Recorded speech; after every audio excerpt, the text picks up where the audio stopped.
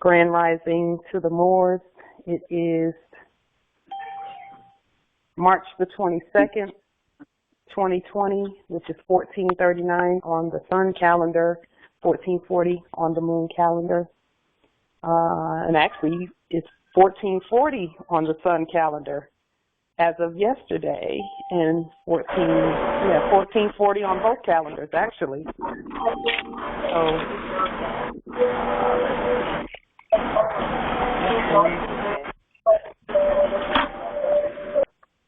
okay. Before we get into our class, I just have a couple of things I want to say about all that's going on. There is a lot going on in terms of all of the economy, the capitalism economy, which is not our economy. That is the foreign economy, and its demise, its fall. That has happened already. We hear about it a lot on the news. If you watch the news, our prophet did say to watch the news, the newspapers. And so, just a moment, I'm going to go ahead and mute everyone so that we can.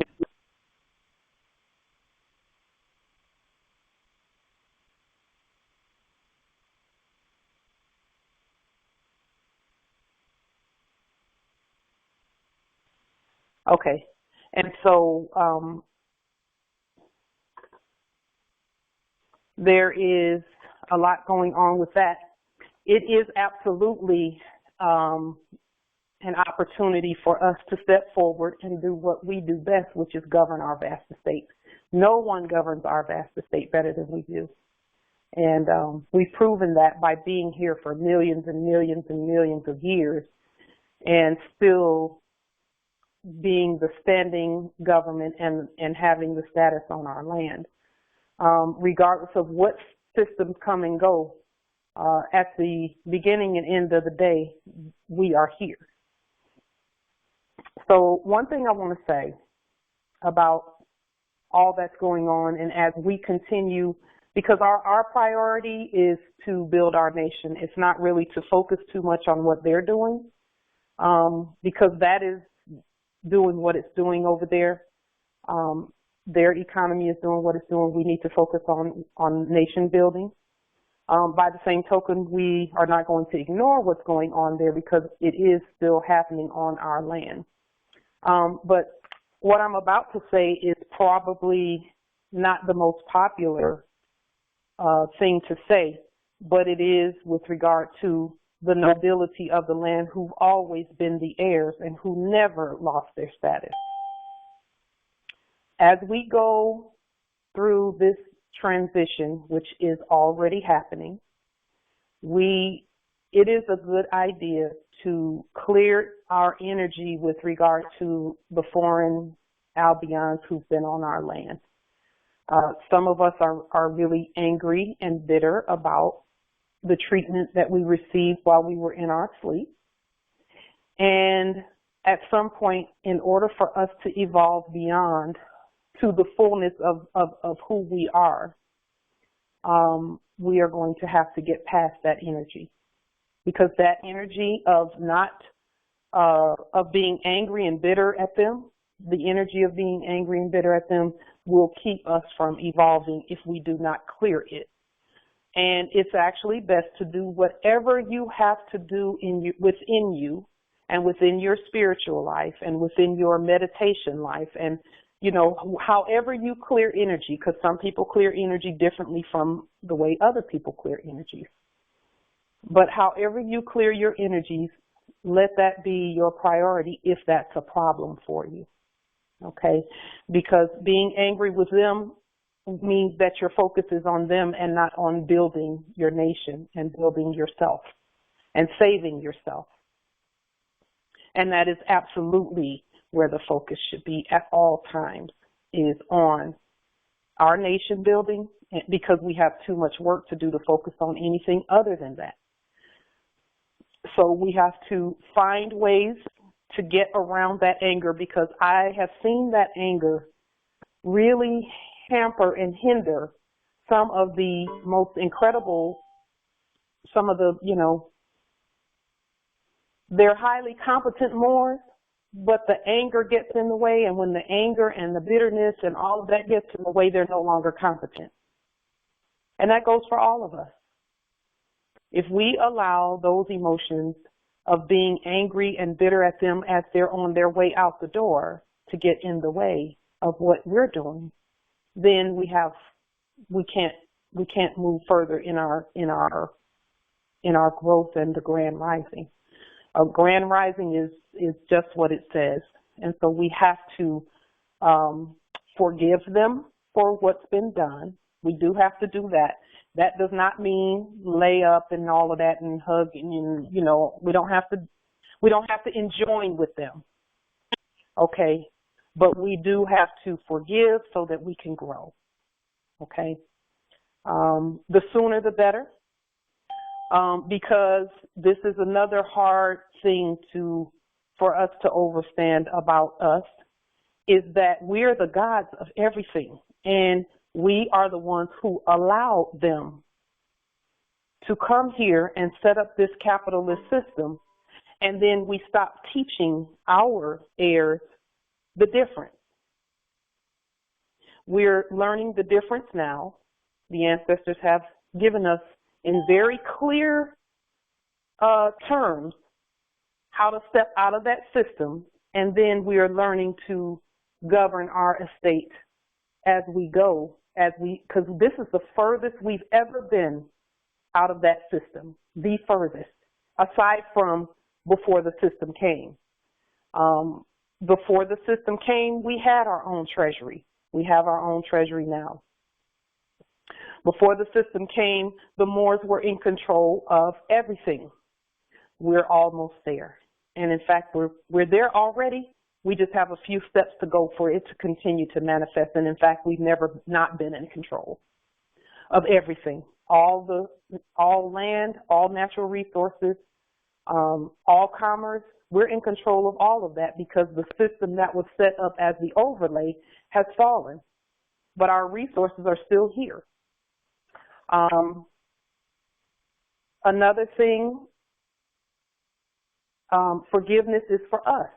It's not necessarily for whoever it is that you're angry with or bitter with. Forgiveness is not really for them. The sooner you forgive, the sooner you heal and you grow. Okay, and so most of you don't need that, but there are some of us who are so angry and so competent, and it's tough to watch, because we could accomplish so much more when we get past that. Those who have that war energy are high functioning, highly productive Moors, but that energy stops them from growing. And I just don't want to keep seeing that, because it's heartbreaking, because you can't really assist. You have to let them grow past it on their own. That brings me to not arguing with them. We don't have to argue with the subjects. We don't have to argue with them. We don't have to try to convince or educate them about who we are, because they know already. They're great at acting like they don't know, but they know. They know exactly who you. When they look at you, before you ever enter any of those venues, they already know that you're the heirs. Been known from birth, from the day you crowned the Stargate, they knew that you were the heirs. So we don't have to try to educate them. That's what their education system is for. Our job at this point is to assist one another and to grow in competence and grow in our demonstrations that we do and our presentations that we do. Which brings me to continuity of government.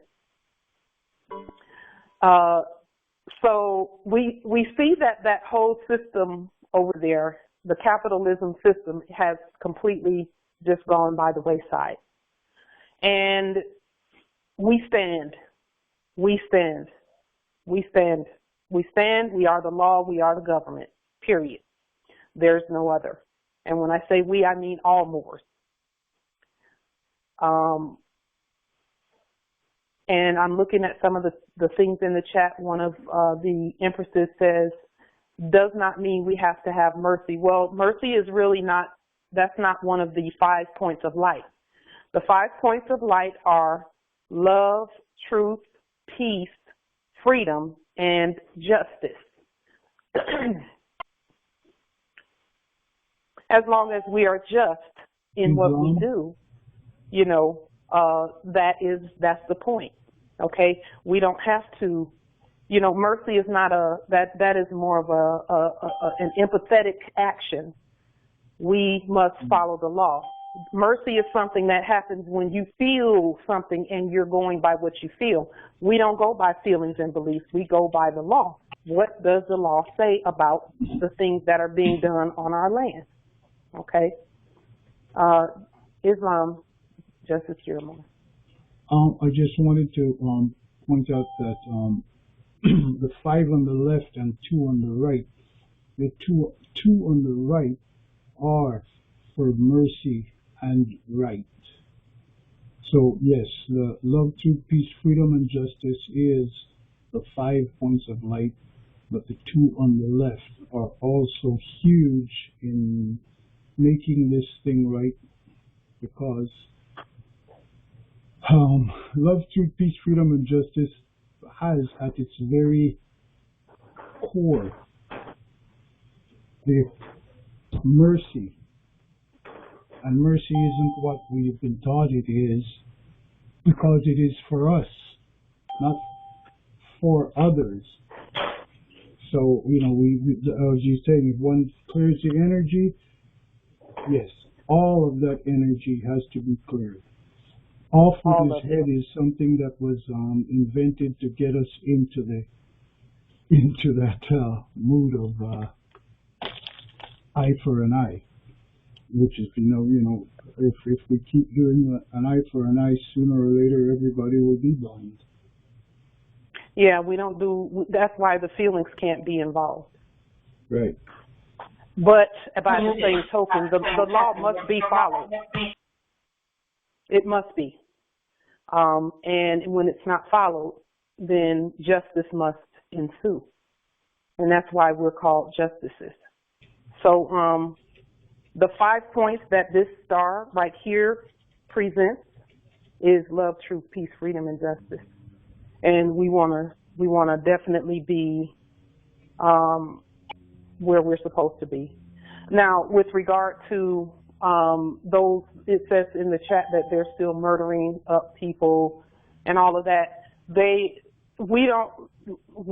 Our job, that's why our job is to stay focused on the rise, because anyone who is caught up in something with them will come out of it before that point, before it gets to the point of murder and all of that. When we continue to stay focused on what we're doing, which is the Grand Rising. Okay?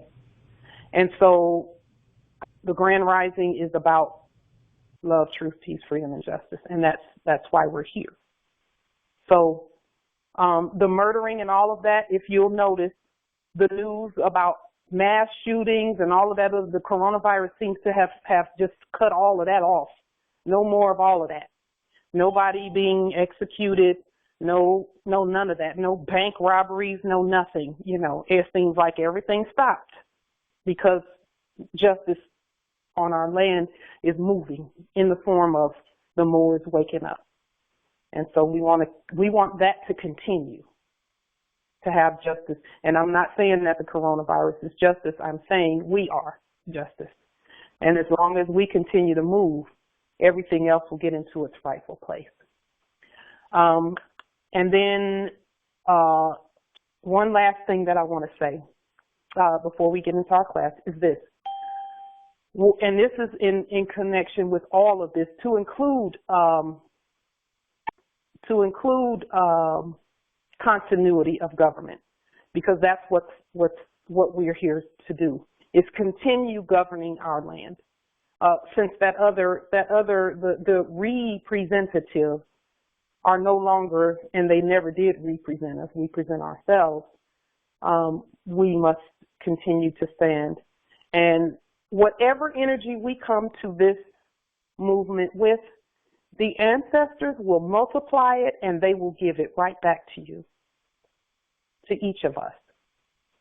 When we first got together, myself, my sibling Shalay and my other sibling Sage, and we said, okay, we need to reactivate the consular court. When we got together to do that, we had nothing. And when I say nothing, I mean like we don't have a lot of fiat. We don't have a lot of stuff. But the ancestors found a way for us to get all the way to where our courts are now actively doing court actions all the time. Whatever you bring to the movement and to the actions and demonstrations, the ancestors are going to multiply it and hand it back to you. Now, if you bring war energy and anger and frustration, then it's going to be multiplied and given back to you until you clear it. And that's the importance of clearing. Okay? The little bit that we brought to this movement, the ancestors have multiplied it and made it into what they wanted it to be, which of course we are the ancestors returned. And so each and every day, whatever energy we bring is multiplied back to us, and the giving back to us is happening quicker and quicker. So it's best to wake up clearing energy. Wake up clearing it so that whatever energy you bring, the ancestors can multiply it and hand it right back to you. And it comes in massive doses of whatever, of amounts, abundance. And so that to me is exciting. That's great news because it's easy to get up in the morning. It gets easier over time. It's difficult at first, and it's difficult in certain situations. When I'm talking to certain people, sometimes I get kind of revved up because I'm very passionate about our nation and about our government. And I have to bring that back and fix it and clear it quickly. And I'm getting quicker and quicker at clearing it. It's almost instant, but I still have some lag time, some delay. And so we have to clear that up so that when it's given back to us in abundance, we receive it and we know. That brings me to one last thing before we go into what we're going to be talking about. Trusting one another. I trust our ancestors to no end. I mean, they could tell me whatever they tell me, and I'm like, yep, let's go, let's do it. And then I'll start studying so that I can do it competently. And so that actually is starting to carry over in my dealings with other Moors in the nation because, we've been programmed not to trust one another. And at some point we have to get past that. It's going to take work for us to trust one another implicitly so that no one and nothing can squeeze between us and break up what we have.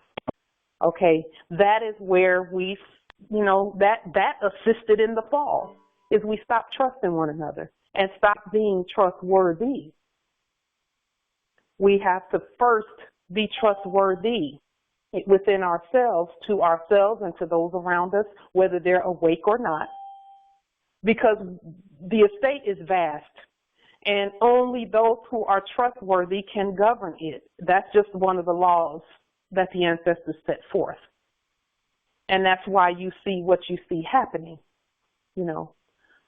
So working on that, it takes work. It takes work. Nobody's perfect. We're all working on it, but I wanted to put that out there. So Are there any questions about what we've been talking about lately, which is the name change and the, I see some things in the chat. It says, I don't trust the Albions and Europeans, they can't be trusted. And believe it or not, you don't have to trust them. All you have to do is know the law. And if you know the law, then you'll be all right, because you'll be comfortable in doing whatever you do. You don't have to trust them. They will do exactly what we tell them to do when we're competent and when we are trustworthy. Islam. No Islam. Go ahead. Peace and love, everyone. Just going off of that, just flowing with it. I did want to go ahead and speak about the energy that's going on the planet, and I understand people feel kind of warlike, and people feel, they're basically in that energy. It's just best to use that energy on a positive side and less on the negative side. And just to speak on what's going on the 24th of this month, in 2 days, you have the new moon in the Aries, right? So when it comes to the moon governs, or the moon is our subconscious, right? It deals with our emotions. It deals with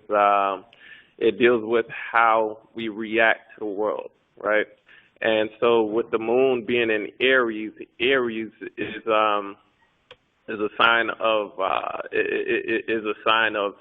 starting something. This is breaking cycles. This is starting something new with bravery. This is breaking patterns. This is leading head first. This is war. This is warlike energy, because Aries its planet is Mars, right? So this is stepping into the new year with bravery and taking the lead, and whatever you had in terms of thoughts, or whatever you had plans of doing, now's the time to go ahead and do it. It's a great energy to go ahead and start something and to tackle everything head on. So I just wanted to, relay that message. And Islam, peace and love. Islam, that's so perfect. Thank you for doing that. We need that every call. Thank you so much for stepping up and doing that. That is just, it's fantastic, because we need to know that. Right. With the war energies, they need to be focused properly on how we use them. How we use our war energy is we focus that powerful energy on, I can hear just a little bit of background noise. I don't know who that is. I think it's okay. And how we focus our war energy is not at any of them. Because we don't focus any energy there, not like that. The way we focus our energy is we put it into our study and the courage and the boldness that it takes to do the demonstrations, because it takes boldness to do them. And I have found that the war energy actually calms everything down for me, and it's transmuted into boldness. So it's not really even war energy. It's boldness, courage, heart. I see in the chat, Justice Jonai put Justice Jeremo put Sun Tzu, The Art of War. Justice Theodore put that in there. And then Justice Jonai put no war energy, just peace and love. We have the magical power to transmute war energy into what we need it to be. And maybe that's a better way for me to say that, because war energy can come. It does come sometimes, but it can be transmuted and changed into something that we can use, which, I'm a Leo by birth chart. And so we tend to transmute war energy very easily, because it's a very, very powerful energy that allows us to step forward and do what we need to do, regardless. And so thank you so much for that, Justice Malik. I appreciate that. That is much needed, much needed. Okay, we want to get to the name change documents, and these name change documents, we talked about them last time. And I did give a brief on how we consented, and I want to make this really clear. Our mothers and ancestors consented to them putting our holy sovereign appellations into the first set of, like, the first letter capitalized and the other letters lowercase. They consented to that because that's why when they handed the birth certificate, quote unquote, which is the fraud, they handed them that became the fraud when they signed it, because a sovereign signature on one of those things is pure fraud. And it's actually fraud on both parts, okay? But we are correcting that fraud. And then from that fraud, the Vatican and all of the war powers came in and made that name all capital letters, all capital letters. So we first consented to it being one capital letter and the rest lowercase. We consented to that. And that's something that we have to immediately not consent to any longer, okay? So we should be telling our heirs, this is how you write your appellation, in all lowercase letters, okay? In all lowercase letters, that is how the name should be written, in all lowercase letters. That is how sovereigns write. Okay, and that means in capitis nolo, with no capital letters, because capitalism is not our thing. That's not what we do. And once that capitalism cover that you see falling, and they talk about it. I posted a video on social media where one of the capitalists who has lived very well off of capitalism was pretty much in a panic, discussing how, his name is Bill Ackman, discussing how capitalism needs, how it can live without, you know, everybody going out buying things for a month, but not for 18 months. Well, all we have to do, the position that we're in right now, Morris, all we have to do is continue building and governing our vast estate. We don't have to go out and sign a bunch of contracts and things like that, because we're in the process of making the transition right now. So we stand back, we wait for the rest of that whole thing to fall, and it has fallen so fast because it was already on shaky ground. Capitalism was already on shaky ground. Okay. When capitalism falls, the only thing that's left is us and our resources. So we are in the best position, both in heaven and on earth, to govern our vast estate. We have no debt, because when we talk, speak, intend, here in capitis nolo, which we do, in capitis nolo is a part of in propria persona sui juris. That means we are not a part of the capitalist system. We're in our proper person and under our own authority. And when we proceed in that manner, all of that capitalism stuff has to stop. Now, today we put out something on social media telling those, and we'll be doing some other demonstrations in that area, telling those who are showing duress, i.e., those who are the quote unquote governing or whatever, those who are claiming to be governors are showing lots of stress in their press conferences, because the citizens are all over them to, you know, save them, I guess, and they don't have any resources for that, because the Moors have stood up and made the treasury bonds and that whole Federal Reserve piece, we have made that of no, not tradable and of no value. Okay. And just a moment. Let me see. Can you hear me now? Can you hear me now? Okay, thank you. Let me know. Just keep me posted. But there's stress on the other side. When you watch their conferences, their press conferences, they look pretty stressed. And we are stepping up because we are the government and we are the law. And we are saying that we can assist. This is our land. And we do not want a bunch of death and destruction on our land. We want our land to be peaceful, and it is going to be peaceful at all costs. It's going to stay peaceful. And we're saying, if you want our assistance because we have the resources,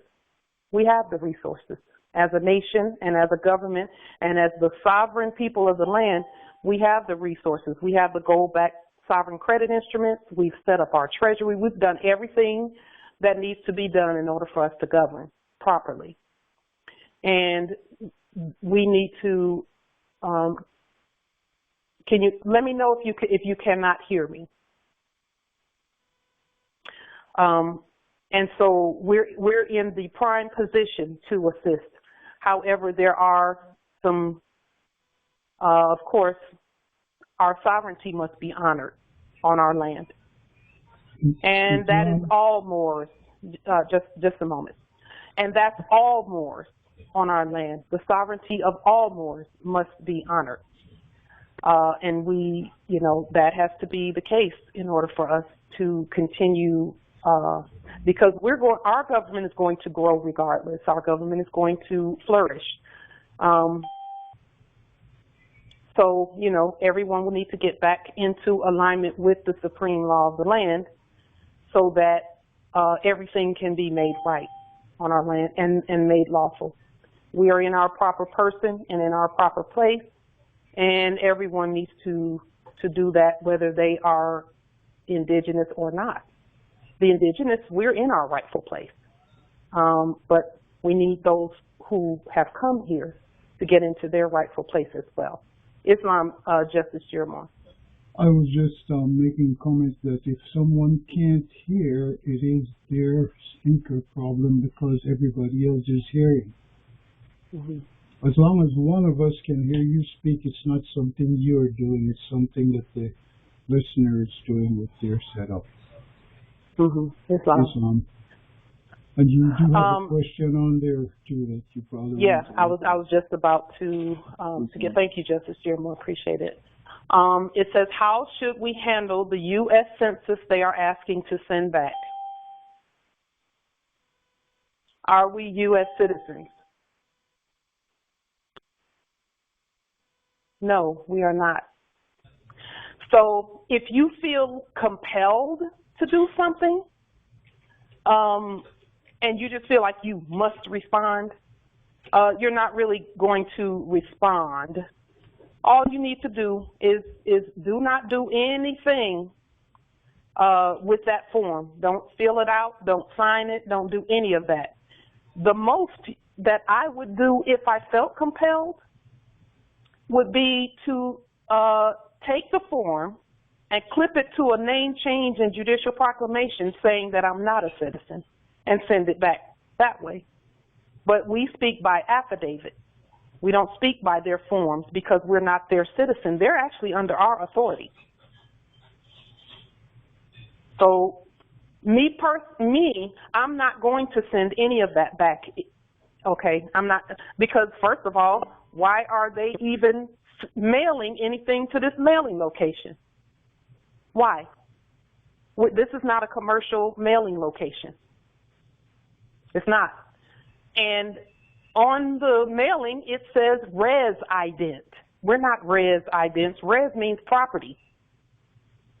So yes, I would throw it away, period. That's what someone put in the chat. And that was a great question, Empress. Thank you for that, because we did need to talk about that as a nation. Some people are saying, you know, that they're going to fill it out and say there are more. No, because it's not addressed to you. They're not talking to you. If they send a war rant to the mailing location, it's going to look just like that. Would you respond to that? No, that's not. The most I would do is say, who are you on our land? Mailing things out like that to the mailing location when we have already told you corporations are unlawful and capitalism is dead. So we don't fill out any of that stuff. You would handle that the same way you would anything else they send, because they're not going to send anything saying we are going to give you $1 trillion whatevers, $1 trillion. They're never going to do that. It's always debt attached to the things that they send to their citizens. We have no debt. That brings me to another point. Reparations and them saying, yes, I would throw the census paperwork away. I would throw it away because they're not talking to me. If you think they're talking to you, that's another story. Then you still have some study to know who you really are. And that's the purpose of this teaching or this sharing. You're not in capitis diminutio minima. You've not experienced any loss of your right to self-govern. You haven't. Now, if you consent to have lost your status, that's you. Then you can do that. I wouldn't do it. I'm not going to do it because they don't tell me what to do either. And I noticed on the census document, on the envelope on the outside of the one that I saw, that they said it's the law. Really? Or are we the law, the Moors? Yes, we're the law. So a piece of paper can't possibly be the law if the law is standing here. The Moors are the law, period. No piece of paper will ever tell you that. We are the law in propria persona sui juris. They do lie much. That's in the chat. They do lie much. And Justice Jonaya, she's taking my, that's the approach I would take. Reply with a lien and call whoever sent that mess into court and have them to state their name and nationality. And no, they're not going to show up because they know that's unlawful. Call them into your sovereign court, Moors. All of you are a sovereign jurisdiction. Every last one of you, every last one of us is a sovereign jurisdiction. Okay? And then with regard to, that's a great question. So in the chat it says, with that being said, what are all the services we should not receive from them? In the capitalist system, we don't receive anything from them. We terminate all of that. Any services that we receive from the subjects, we have to subject them first. We have to make them subjects first. And they've always been subjects, but we have to do that ourselves as we stand. How do you make the servants subject, those corporations that are pretending to have some type of authority over you? How do the Moors subject them? You subject them first by, just a moment, because I'm hearing a little bit of static in the back on you subject them by first declaring your nationality. That's number one.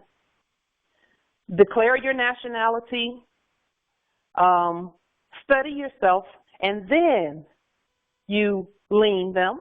Learn the lien process. There's a template. Learn the lien process. Put it in all lowercase letters, except for their stuff is going to be in uppercase letters.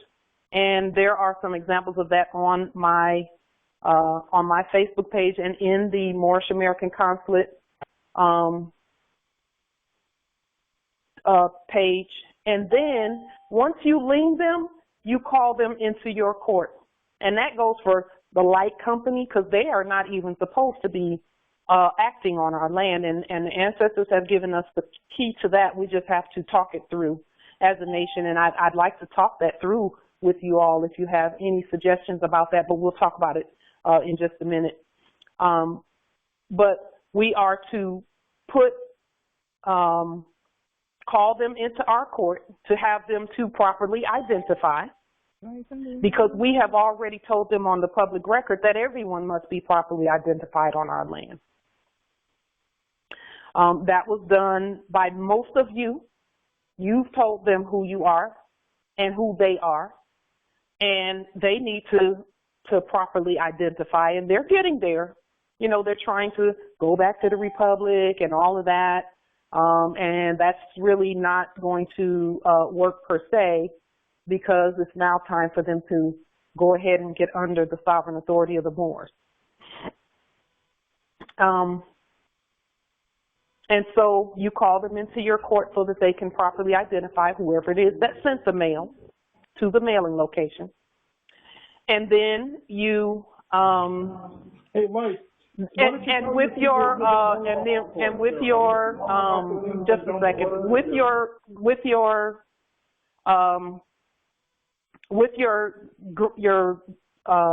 justice, your judgment that you've entered, you can then tell them whatever you want to tell them in terms of,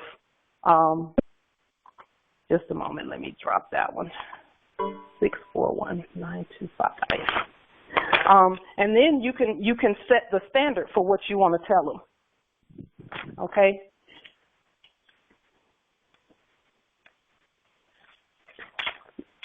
So with your judgment, you can then say, okay, now that it's been found, you've been found guilty of unlawful occupation on our sovereign original indigenous land, this is what you are to do. You're to do this, you're to do that, you're to do the other.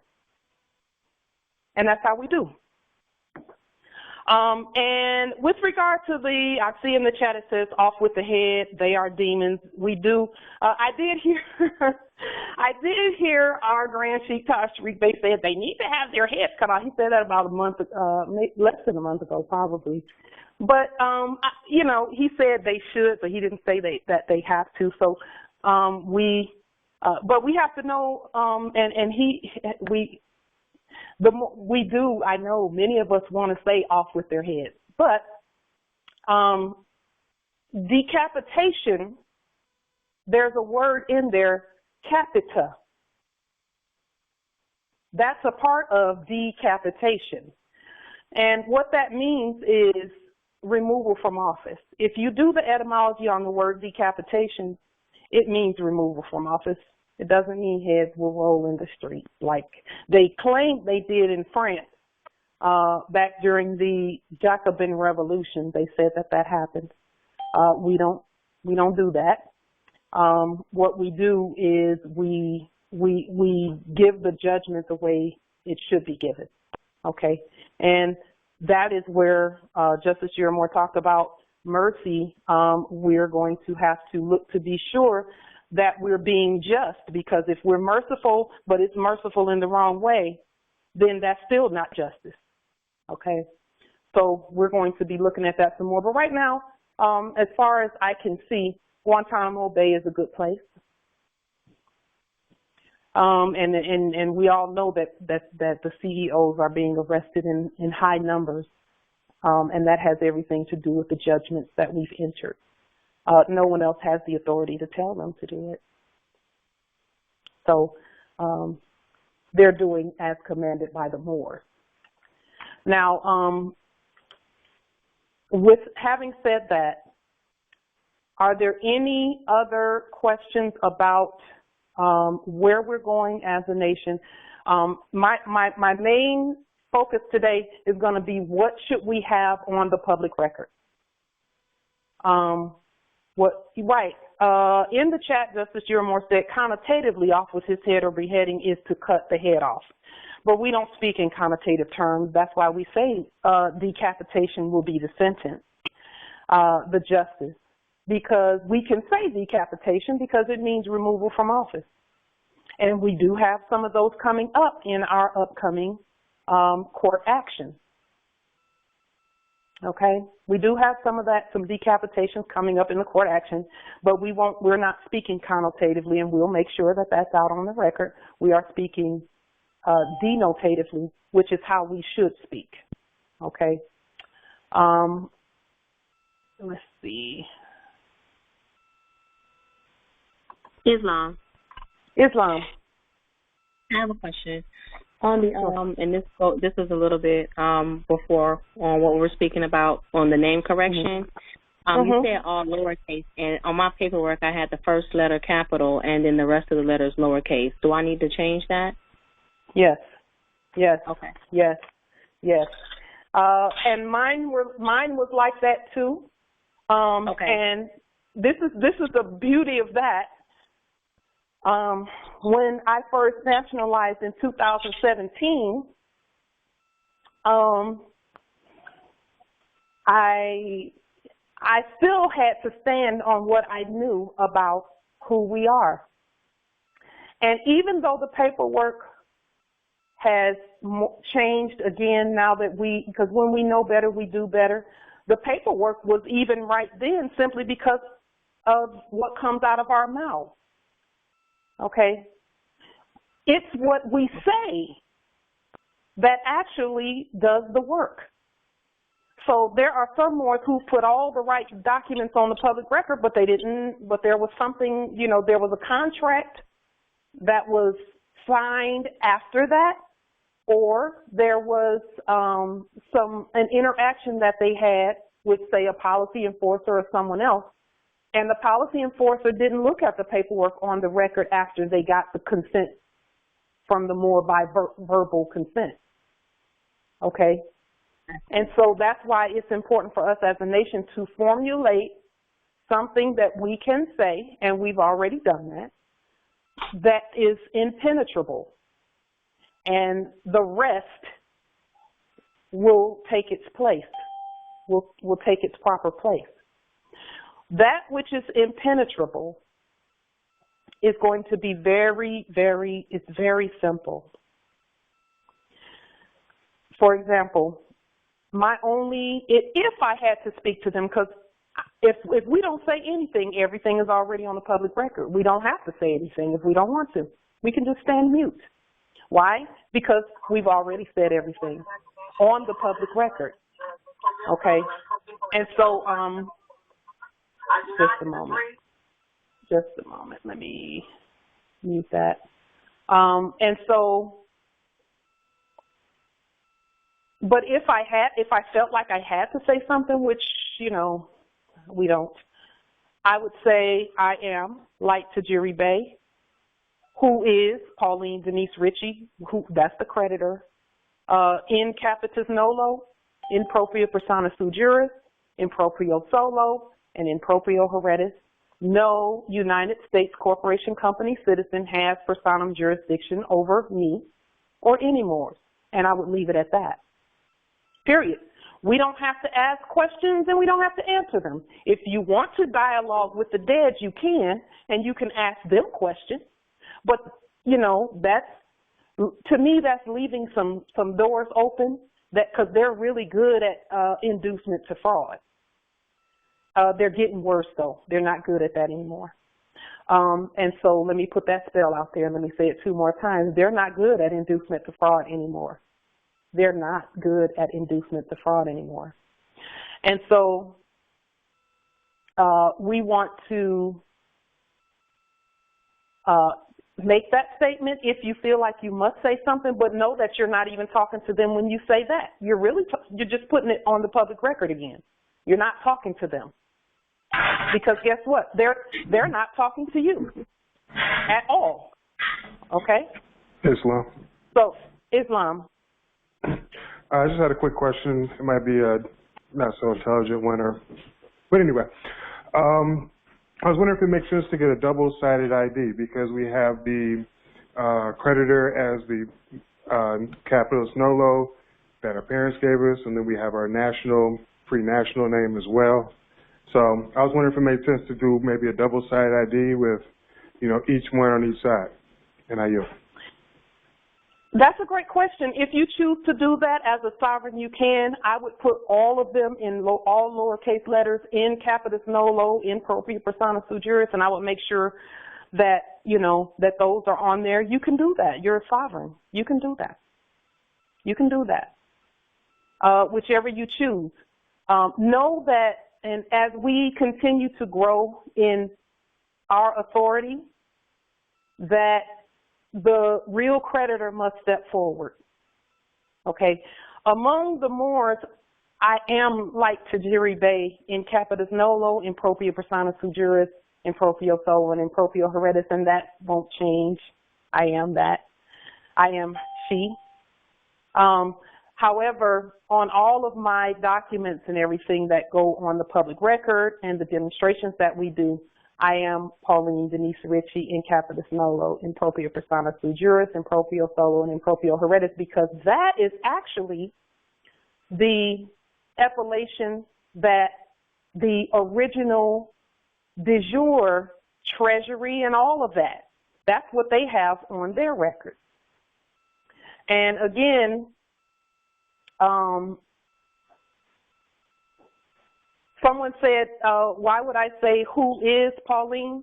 You know how on Jeopardy, when they answer a question, they say who is John Smith, when they say it that way?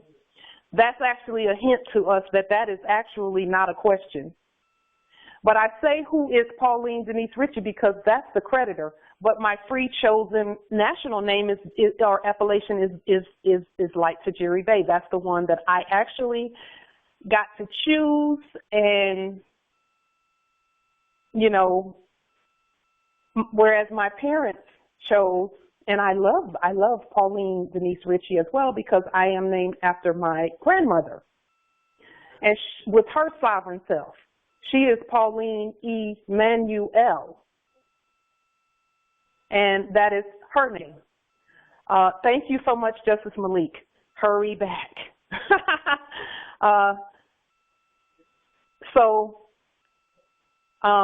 That is why I said who is Pauline Denise Ritchie, because she is the creditor that is on the record as the creditor. And when I say on the record, on the public record, when we were each born, and that's a great segue into the teaching even from last time.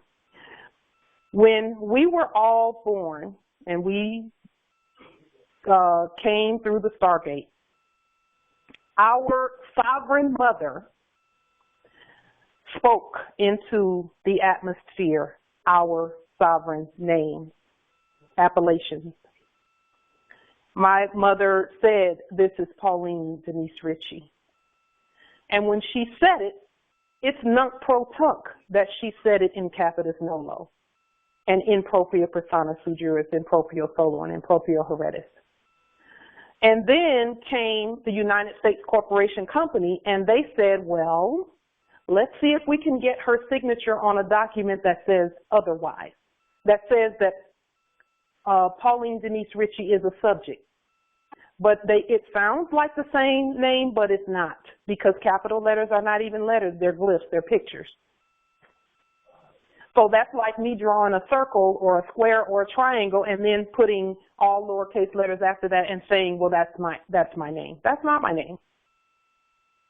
But they did it with capital letters, and they said, well, here, go ahead and sign these documents and sign this right here.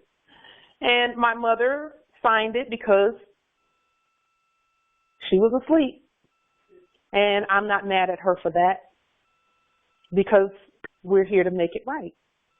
And when she signed that, they said, okay, now we can do what we want with this glyph that we've created. That's what they said. Yes, ignorance is no excuse. That is absolutely correct. Okay, that's why we have to do what we're doing now. And so she signed, as the informant. If you look on on that birth certificate that was created by the United States military, because it is a military document, because it's used to war against us. Okay? And they took that and said, okay, Vatican, do you need anything? And the Vatican said, yeah, let's create a social security number and put the name in all capital letters. So now we're going to make it a complete picture, nonsensical picture that doesn't make sense. And then we'll just teach them that those are capital letters and they count. But they don't. Okay? And so the Vatican and London took those names and put them in all capital letters, and it's not even the same. It's not a name by that. By then, it's a dead corporation. It's not a name. It's not a name, and that's why that's fraud. Okay, the United States Corporation Company put it as created a subject and a slave and a servant, and that's also a debtor. So when the United States Corporation Company created that birth certificate, they put one capital letter and the rest lowercase. Well, that's not a sovereign Moor. That is a glyph, and it's a subject, and that's not who we are. And then the Vatican and London came in and put it in all capital letters and started using it to really war against the sovereign. So we're making that right. Capitalism, capital letters is capitalism in the chat. Yes, Justice Theodore. Absolutely it is. That's how simple capitalism is.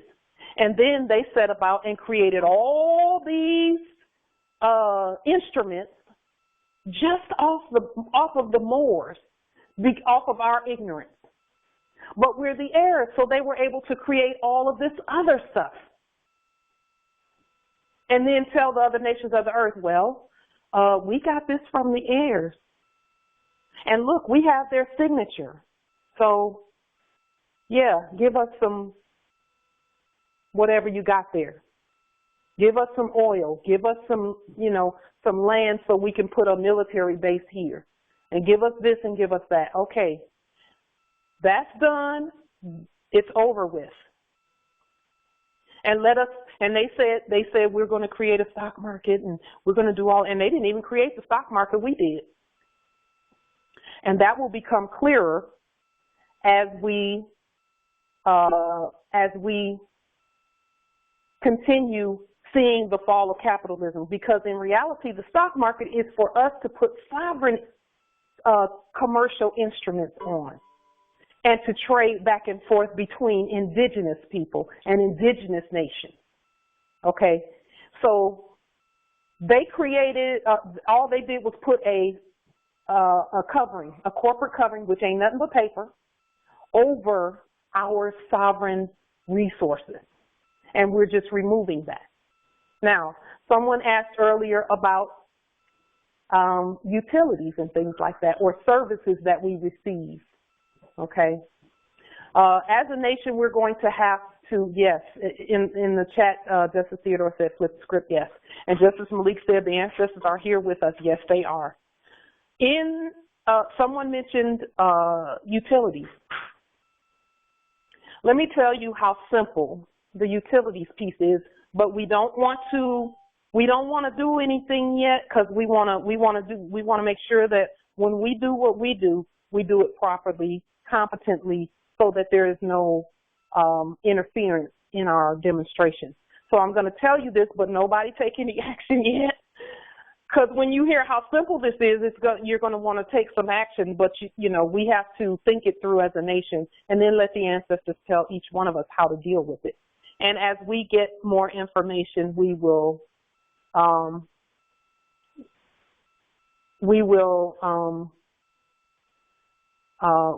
put that out there.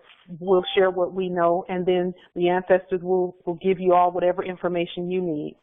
But utilities were already in place before they ever got here. That's why they always talk about street lights were here in France in 1786, and they were this place in 1674 and all of that. Well, the Albions have come in, or the corporations rather, have come in, and they put up more street lights and more, you know, they've wired more homes, but the infrastructure was always there.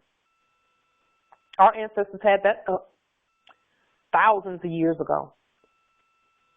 Okay, and so with regard to utilities, all the corporations did was, once they got us to know that we have allodial title to our domiciles, okay, then they created those corporate documents in all capital letters, and they said, okay, now we can do whatever we're gonna do with this domicile because it's in all capital letters, and they keep signing things in all capital letters, so they think that's them, when really that's us. That's our instrument in all capital letters. So here's what we're gonna do. We're going to go to the domicile, and as we build them, we're going to attach a meter to it. Now, remember, when they build the domiciles, before they ever put a meter up there, the electricity is already running. The builders know that. Everyone knows that. And that even without the meters, the electricity is going to run. The water is going to run, all of that, because that's put in on our land. Okay, they use our land to put all of that in and to set the house on top of the land. Okay. Without a meter, or if the meter is, you know, not attached, or if the meter is out of its jurisdiction, that's a different story. Then the billing becomes a problem because it is unlawful. And in fact, today, that is unlawful, but we don't want to go around tearing up meters and things like that because we're the nobility of the land. We have to do it in a competent way to get rid of the bills. And those bills are not ours in the first place. So getting rid of that comes with first knowing who you are and then asserting that you know who you are. The first way to get rid of any bills is know that they're not yours in the first place. Why are they not yours? They're not talking to you. Okay? And right now I'm pointing at the all caps name, and I'm even pointing at the in capitis diminutio minima, which is the name that starts with a capital letter and has the all lowercase. That's not you either. Okay? And so the first thing we need to do is refute that these two monsters are not the actual creditor. The creditor is in the right proper case. The proper cause is all lowercase letters. And when you put it on the public record that the all lowercase is in proprio personae juris and proprio solo and proprio heredis, and you refute the fraud of the one that starts with capital letters, and you refute the one in all uppercase letters too. Because the one that starts with the capital letter, again, is a subject who is a debtor to the Moors. All subjects at North America who are not the heirs are debtors to the Moors. And then there's this war document, which is a war name. That's why they call it a nom de guerre, because it's a war name. And we don't war, we're peace. And the peace must balance the war. And that's where all of that war has been going on, because there was no peace to balance it. The peaceful creditor is in all lowercase letters. And so we're adding balance to the estate so that we can use the services and things that are here from the creditor status and not from the subject status, which is a wardship name. They call it wardship, W-A-R-D-S-H-I-P. That's the one that starts with a capital letter and has the lowercase. That is a wardship name. That makes you a subject and it makes you a debtor. And then the war name, W-A-R name, is the all caps name. That means you're at war with yourself if you use that. So it needs to be, every last one of us needs to make sure that our name change documents reflects that the lowercase creditor is refuting the fraud of the one that hybrid, and that's important too. This is the name that starts with one capital letter and has all lowercase letters. That's a hybrid. Well, those who are here on our land that are not us are hybrids. You know, you've heard people call the Albions hybrids. They are hybrids. They know they're hybrids, and that's not a bad thing. It just is. Okay? Could we cross that out and correct it, or do we have to just resubmit a whole nother redo the whole document with the seals? Ultimately, because we are the nobility, we do want to have fresh docs, fresh documents, okay, fresh affidavits. And we might as well, get it right now. We're the government. If the government sends you something, or someone claiming to be the government, let me put it that way.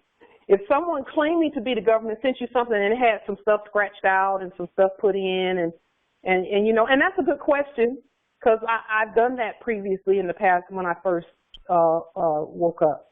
I was just thinking, look, y'all just need to get these documents. I need to get this on the public record. And so I did. I crossed some things out and put what I meant on there.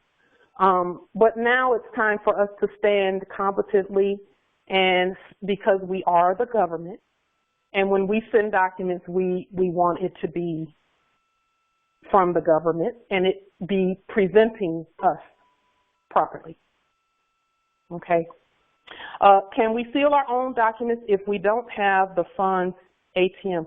You should be sealing your own documents. Thank you. You should be. All Moors should be sealing their own documents.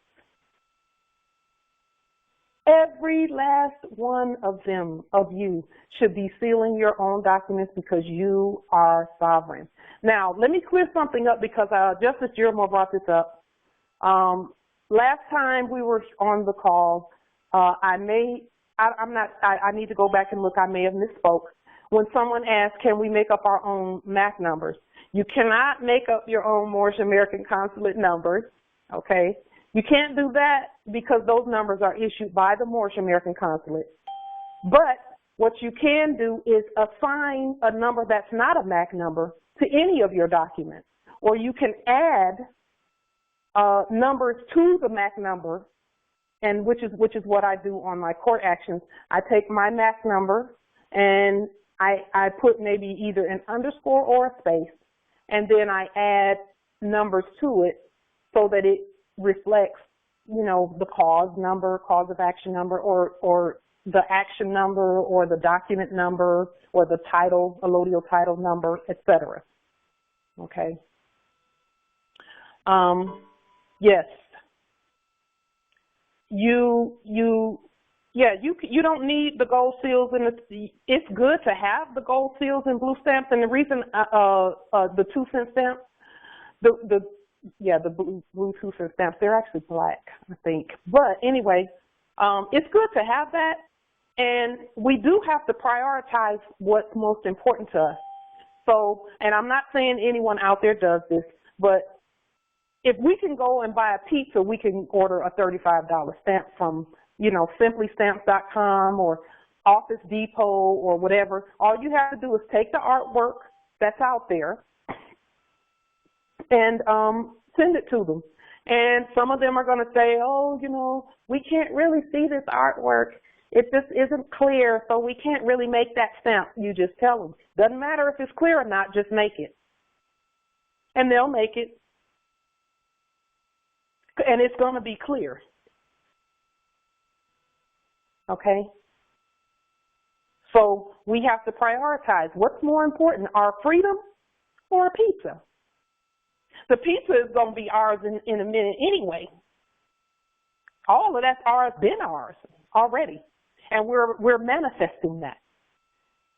And as we manifest that, again, all Moors, you should all be stamping and sealing your own documents. You're sovereigns. Each one of you is a nation unto itself. On top of being a nation of us together. Each one of you is a sovereign nation and a universal commercial powerhouse in and of yourselves. And that's going to become clearer when you really know how much you're worth and what you can produce. All commerce started with the Moors. And guess where it's going now? The Moors. Do you need to send the documents in color? That's your choice. They don't have to be in color.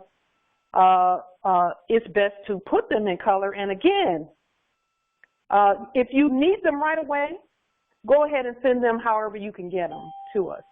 If you have to get them to us, because again, you can sign and seal your own documents in red. And we don't necessarily have to have them. You all are the holders of your own records, ultimately, because you're the sovereign. Okay? But at some point, you're going to want them to be the right color. You're going to want them to be typed in red, like this, like what's on the screen. You're going to want them to be in all lowercase letters, except for those things that are subjects.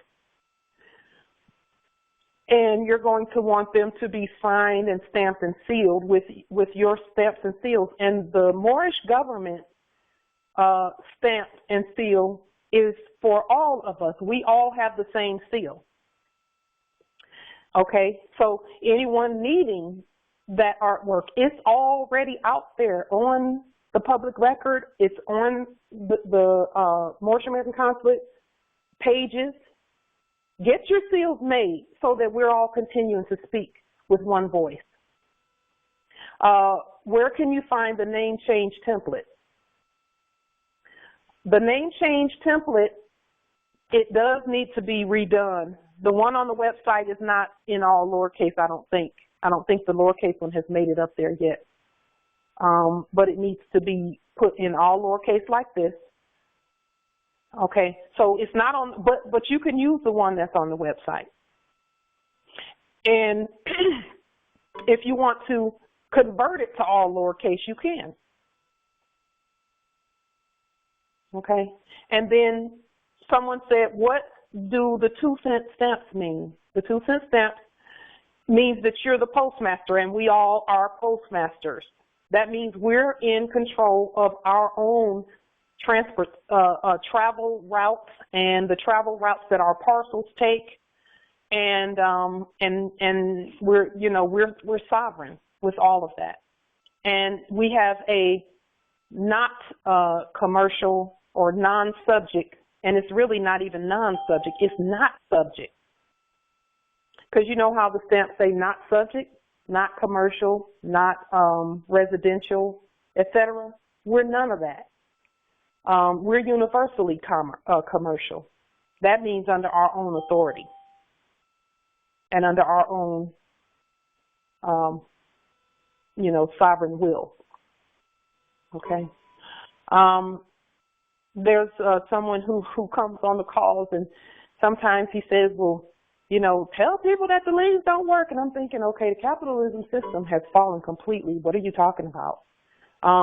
Again, capitalism was based on us, not anyone else. It was based on us. And all we have to know is who we really are. Okay. Let's see. And I think that's about it for that. Now, as far as creditor status is concerned, some of the things that we have planned for creditor status, and many of you are familiar with certain processes and things like that where you can use your creditor status. By all means, do those demonstrations. Just make sure that your creditor status is reflected this way on the public record, where it does say, the lowercase is sovereign, and that the hybrid and the war name are subjects, and you refute that fraud. And then you have a termination of all corporate contracts. That's what I was going to say. On the public record, we should have the following items, the following documents: lawful affidavit, They're not items, they're lawful living affidavits. The name change, which reflects all in red, and then in the lowercase name, refuting the fraud of the hybrid name and the uppercase, or the lowercase appellation, refuting the fraud of a hybrid name or a dead corporate appellation. That's the first thing you should have on the public record, along with a judicial proclamation if you want to put that on there as well, in all lowercase letters. And if there are any administrative pros out there, if you all could go in and put those documents in all lowercase letters and then put them in the Moorish American Consulate public records page as a template, that would help, so that Moors can see that it's in all lowercase letters and it has red writing, and then they can just fill in their appellation and stuff. That would help. So you want to have that on the public record along with just a moment. Okay. Along with a termination of all corporate contracts, and that should be in red in all lowercase letters. If we are to perfect our documents, that's what we want them to look like. The termination of all corporate contracts, just a moment. I may have to delete that person out because they keep coming in with noise. Just a moment. Okay. And then after you terminate all corporate contracts, you want to also have, let's see, a allodial title to your domicile as well. You want to have a lien on the all lowercase names should lien the hybrid and the uppercase. Okay, I did that, but again, do your study so that you know what that looks like. Okay, do your study.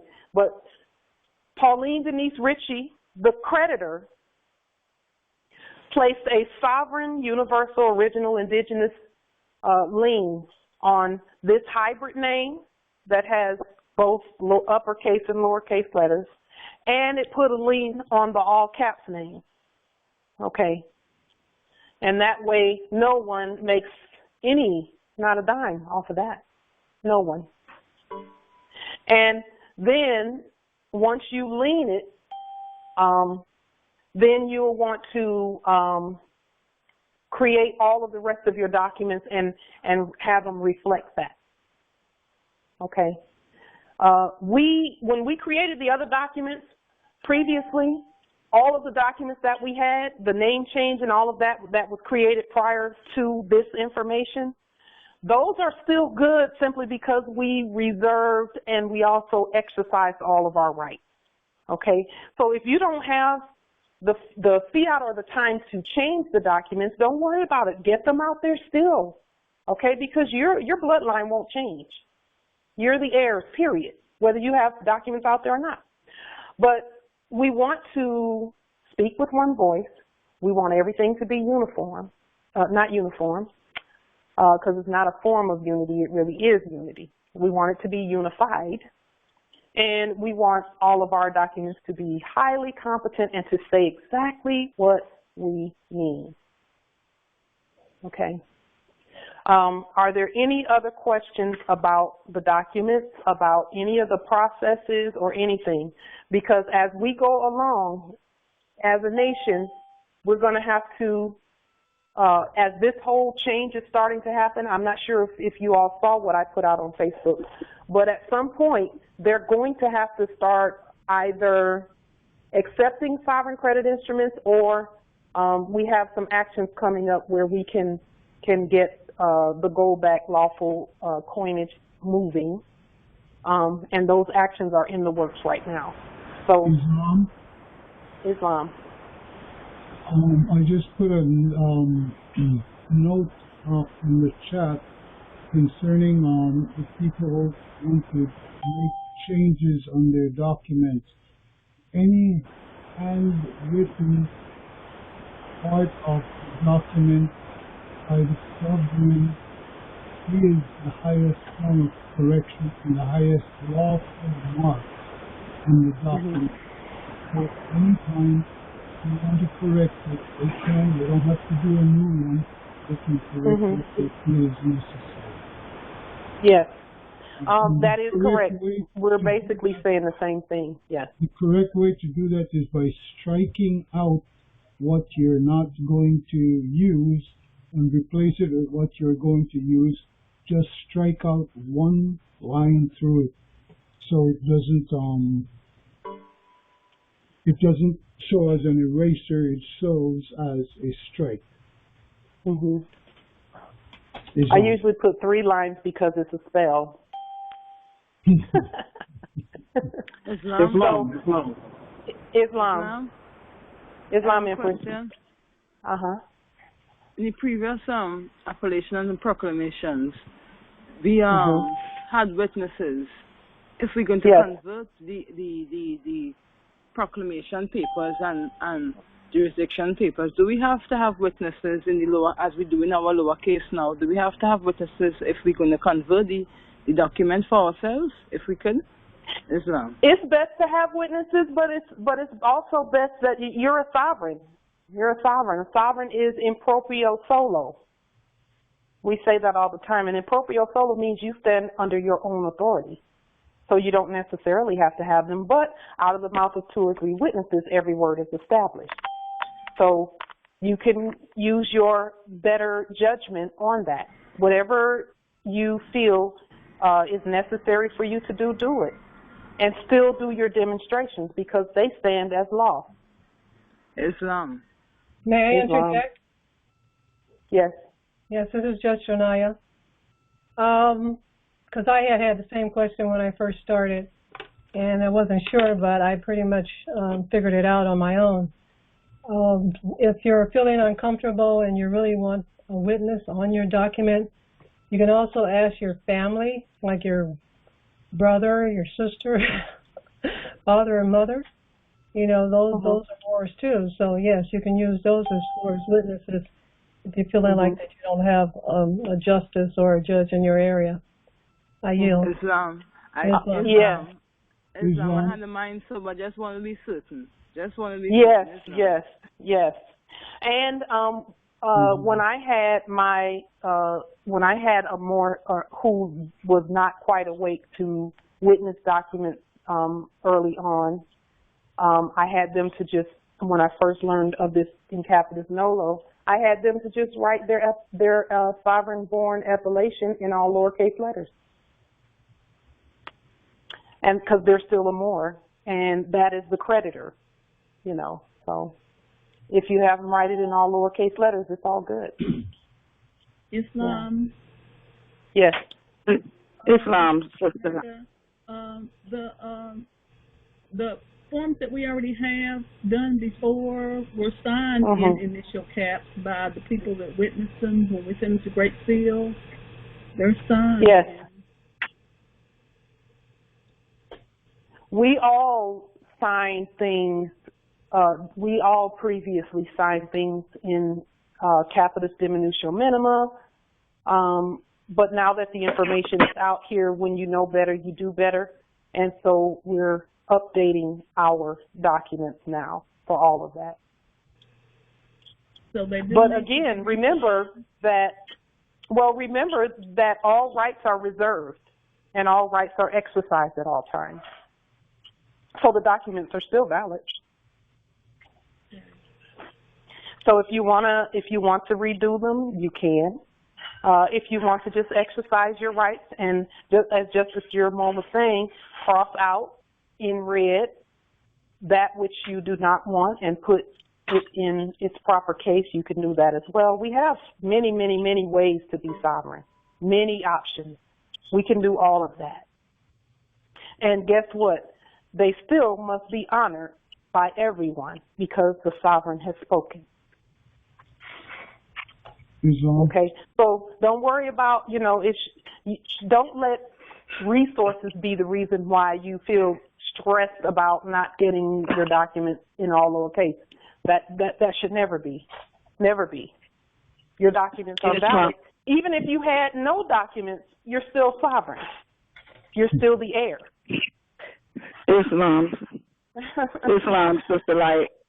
Yes, Islam. Islam. This is Minnie Price Bay, Detroit Territory. Islam, Empress. Islam. I have 2 questions. Mm-hmm. My first question is concerning the MAC number. I remember you were speaking on the MAC number earlier. You said we cannot make up the MAC number. Is that the MAC number that we received from the consulate, or is that the MAC numbers concerning our documents? It's the one the initial MAC number that you received from the consulate. That should be gotten from the consulate because that is something that we use to identify, and not even identify, because it's identifying documents. It's not really identifying the more speaks for themselves. So, yes, the initial one, get it from the consulate. We're here for that. And Empress Granula does it for West. And there are other Moors on the website who do it for the other territories. But then for your documents, you can make up whatever number you want to add to your MAC number. For example, if your MAC number is MACW, which is West, 00. If my MAC number is 00001, then my document would be 00001 underscore 026 if it's document number 26. Okay. So you can add an underscore and then a document number. That way you know what number of document you're on, etc. Okay. And so yes, make up your document numbers and add it to your MAC number so that you can keep track of everything, because we're the holders of our own records. Go ahead, Empress. Sorry about that. Okay, and so we'll be getting that one MAC number that's on our sealed document from the consulate, and that's the MAC number we need to get from the consulate because that helps tie us with the consulate. And it's help you guys keep up with the Moors. Keep up with you all are tied to the consulate either way by bloodline and birthright, but we do want to do things decently and in order. Okay, because keep some order.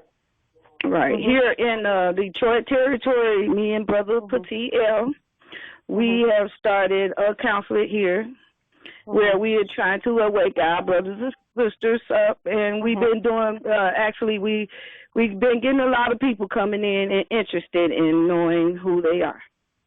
So our thing is, we're probably a lot of them on this call right now because we direct everybody from the consulate, and we're basically trying to help people get their nationality on the record.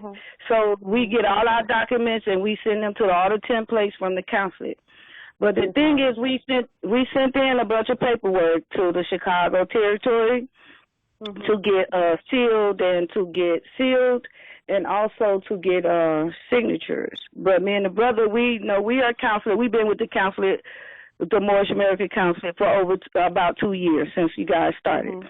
So we were signing the documents, but we want to know, is it okay for us to get our own seals? We know we the consulate, but we don't want to do too much and move, without. We want to move in accordance, everybody moving together. Yeah. So we don't want to make moves. You should get your own seals. You should. Okay, because we sent out a whole lot of paperwork out instead of sending it out. We want to try to do everything at home because we're becoming very competent here, and we sharing the information with people, and it's getting bigger by the day before our eyes. And we just want to handle ourselves accordingly, and we don't want to do anything outside the consulate because that's what taught me how to stand. That's beautiful. That's beautiful. You all are sovereign, so keep that in mind. We are moving in unity, and you do need your own stamps and seals. I'm not sure who you sent them to in Chicago, but they're doing their demonstrations, and we're not going to stop them.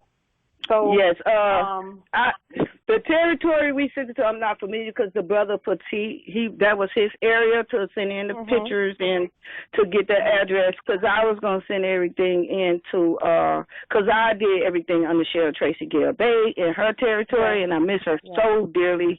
Yes, but we sent, yes, and we sent in a couple of documents in that territory and it was like months went by and we never got them back still, so we was looking for to send them into a territory where everybody can get their stuff back in a timely fashion.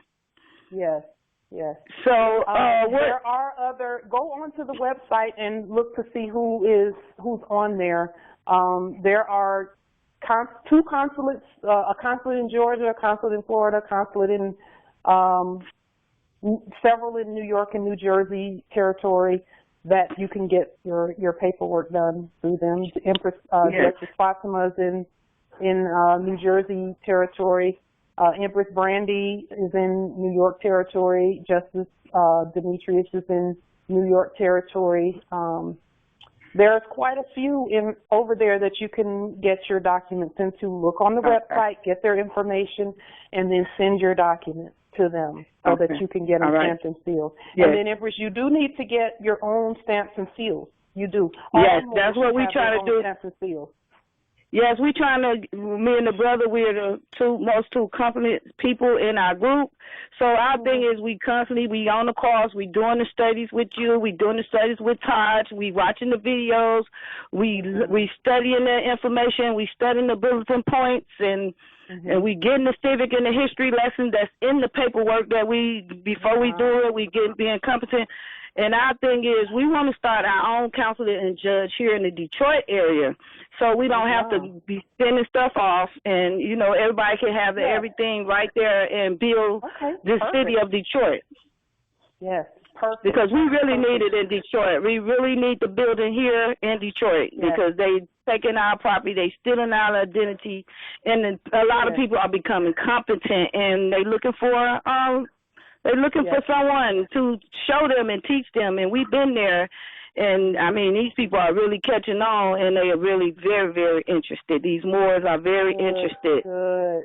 Beautiful. Detroit needs it. Detroit we need it. The economy there has really been capitalistic, and so, we're having to assist there quickly. So much gratitude and high honors to you and the Moors that are there doing the work. I see you in the chat. Let's see, who did I see there? Let me just take a look. We I don't just have saw an some affirmation in for the it. chat. Shonda Combs L. Islam, welcome, Empress. I see you in the chat from Detroit territory. And we Justice Sharon Morris Bay, she has asked for some Detroit contact information. Empress Sharon Morris Bay, she can help. She can assist you with getting, whatever you need to. She's highly competent and honorable in her work as well. And there are some other justices who will be glad to assist as well in getting your with getting your consulate set up. I think Justice. There are several justices who can assist you with that. I'm one of them, and also Justice Jure, and also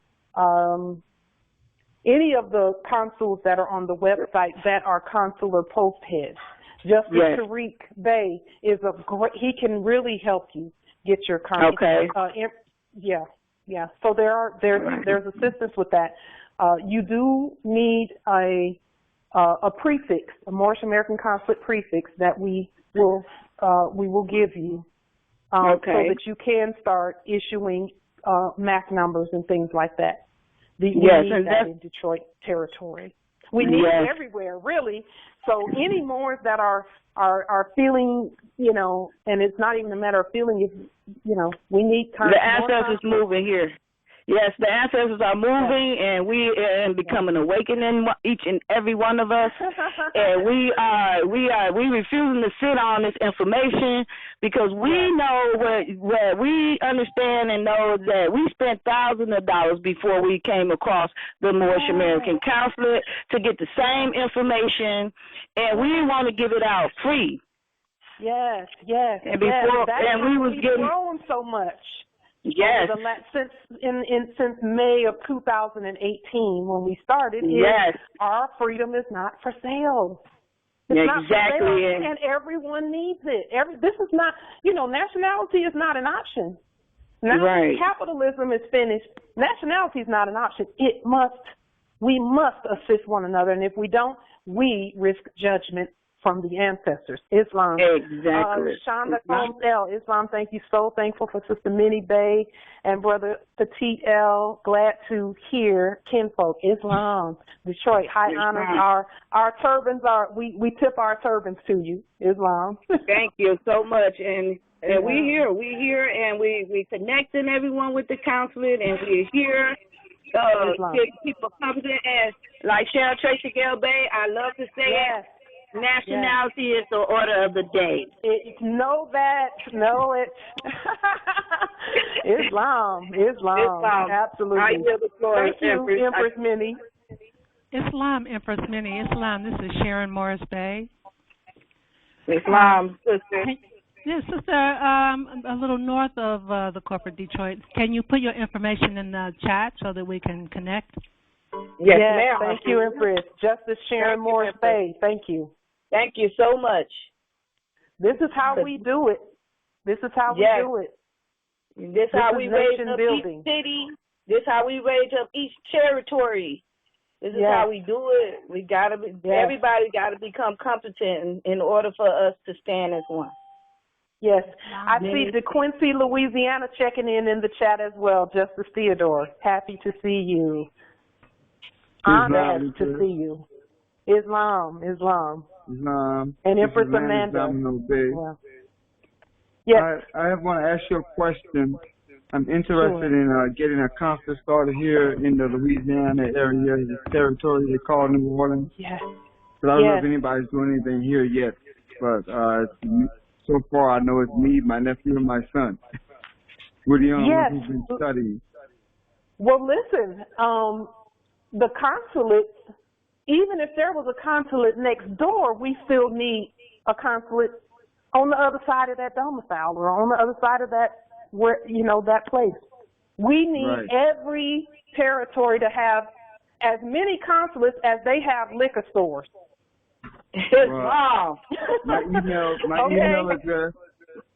email address is Lannis, LANIS, 4 @yahoo.com. Send me some information where I can get started and getting something going over here. Okay, say the email once more. LANIS, 4 @yahoo.com. Okay.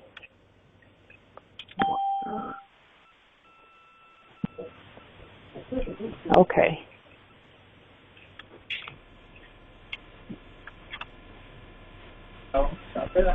I would like to give you mine as well, Empress. Yes. Islam Empress, what is it? E, is it V, Victor, E, S, B as in boy, E, L, I @yahoo.com. Eve's Belly @yahoo.com. Okay. Islam. Now, and remember, just because there's a consulate nearby, please don't let that stop you from starting a consulate as well, justices, because we need as many as we can. As many as we can. So, let's see, just a moment. I'm looking in the chat.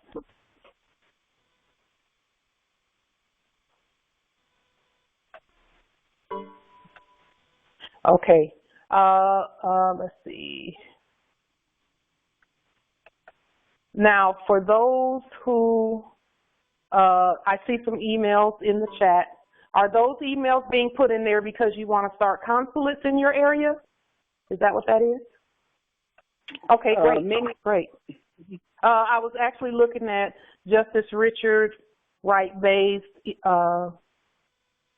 information. I see a couple of more people putting information in there. Yes, absolutely. Let me just write that down real quick. Let me make sure I have it.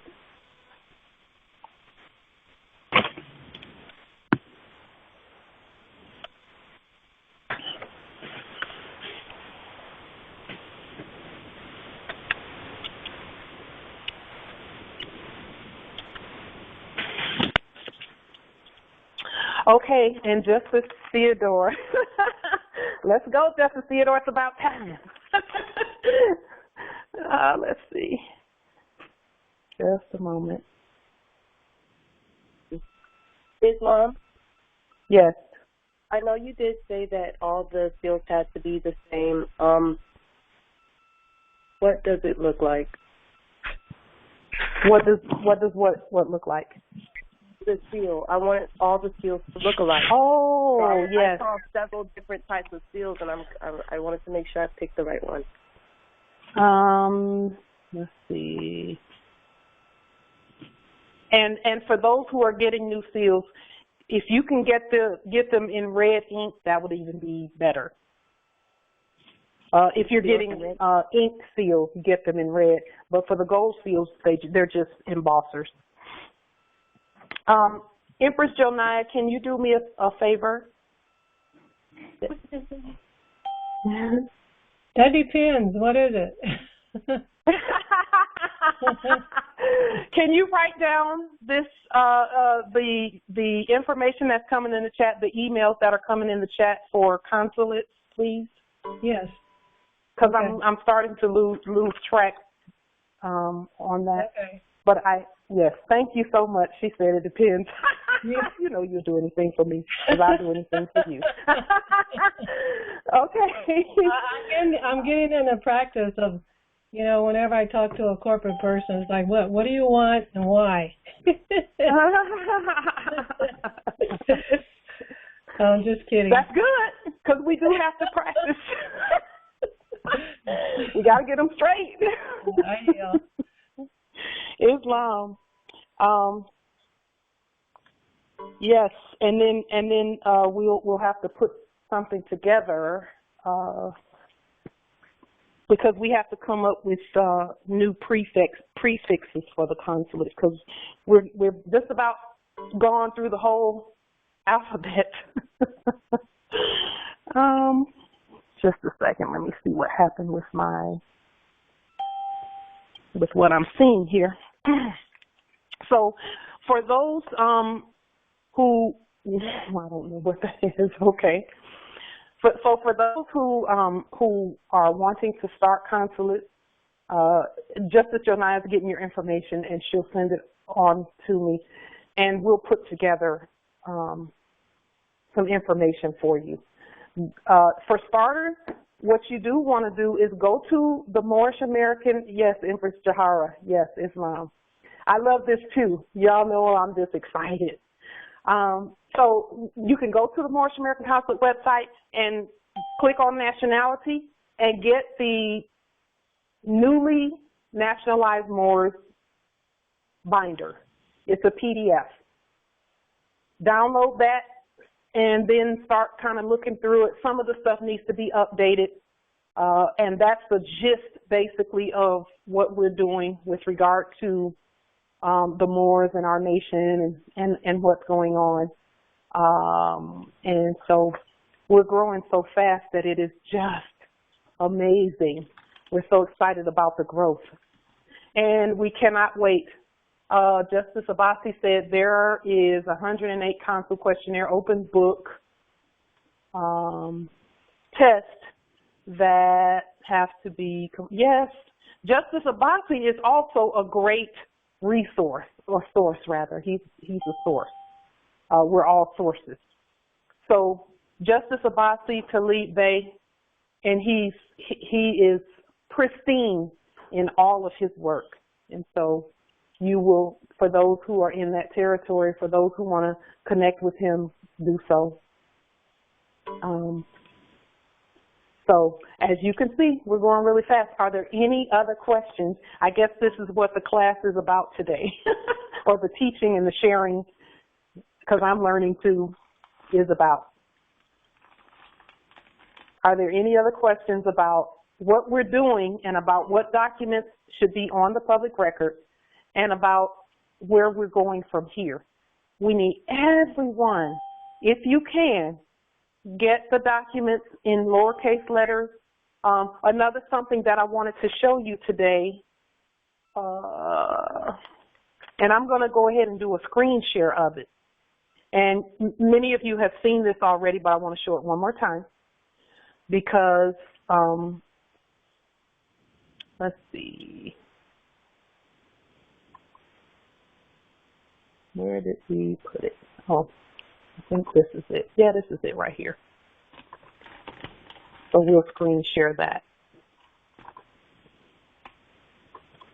Okay, and I'm going to just show you all who's been using your status in all lowercase letters and pretending that they're the creditors. And in reality, I'll just tell you, because again, we're in control of everything, but because we stepped out of our status, that's why they started using our status. And they weren't really using our status, they were using a form of it, having a form of our godness, but without the power of it. Okay? And anyone who's been using our status and standing or a form of it now must get in subject status, or there are consequences that are being taken. And those consequences are just as our Grand Sheikh Taj Tariq Bey, who is the Consular General of the Moorish American Consulate, has stated many times before, where he said, we are to stand, and all of nature will come to our aid when we stand in our nationality, okay? Stand. We are the government. We are the law. Stand. And I want to put this document up real quick. Let me share my screen on this document. And again, this document is from the Grand Lodge of Washington State Corporation. They have been using the all lowercase to pretend to be the Moors, but they're really not the Moors. They're really not. We are the Moors. We are the heirs.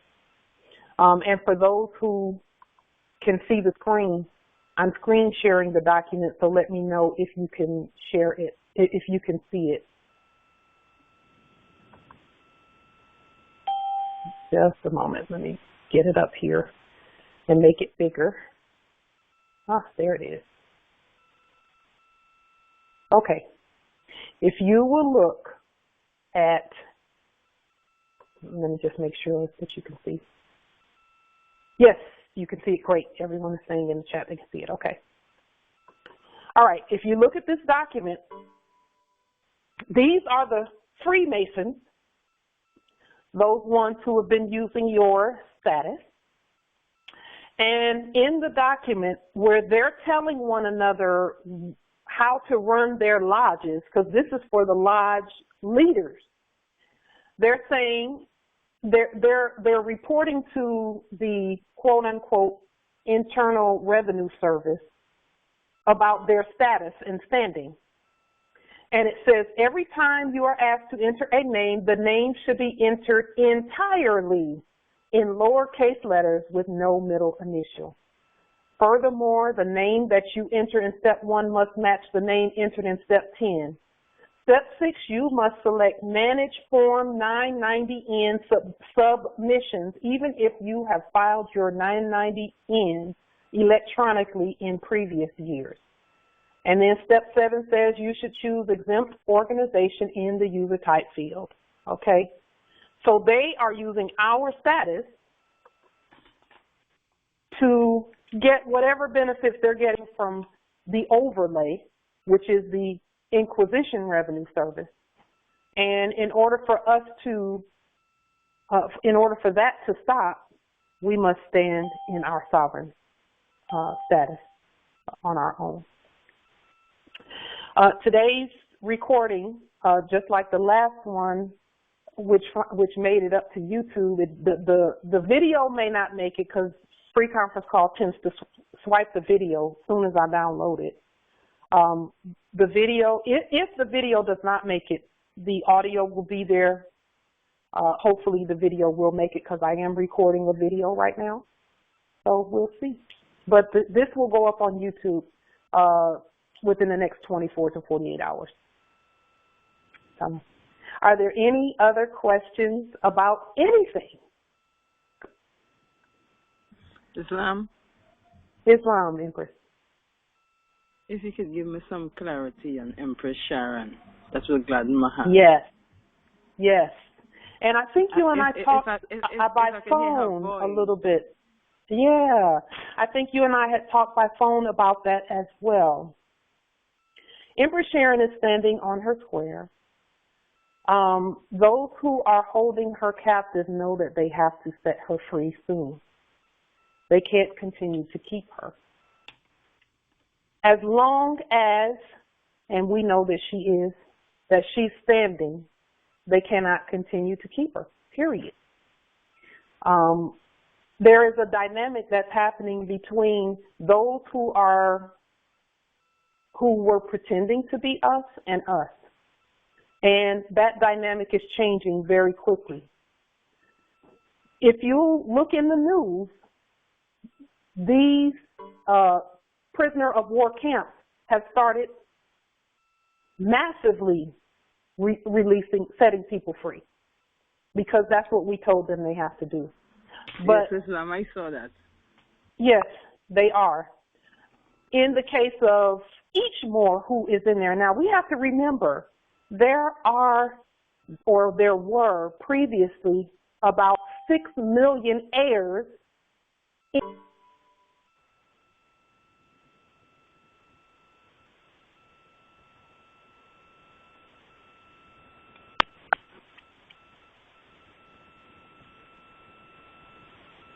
Islam. Look like they kicked her off. Islam. I think they kicked her off, right? Islam, like they kicked her off for real. Well, until she comes back, I wanted to mention something that I noticed and I never heard any of us mention. I noticed that they took the seal. Like if you look at the back of the dollar bills, the Great Seal, which is ours, and the United States seal is theirs. I noticed they removed the seals from all their connections. Just one moment. Let me finish answering that question. I got booted off. So again, we have to remember that and that doesn't dilute anything, knowing that there previously were 6 million more heirs that had been taken. 6 million. Upholding the economies of the earth, even in there. Okay? And so we're being called now to stand all the way up so that none of us are taken. And I believe that Empress Sharon's great sacrifice is a part of that. Yes. She has made a significant sacrifice. There's some static coming from someplace. I'm going to go ahead and just mute a couple of people that are registering as having sound coming from their station. She has made a great sacrifice. So has Empress Nura. Great sacrifice. Justice Amir, myself, when I was in there, many of you, when you were in there, I mean, we would be hard pressed to find out of it's almost 100 people on the call. And we would be hard pressed to find 10 who have not at some point at least been arrested on our own land.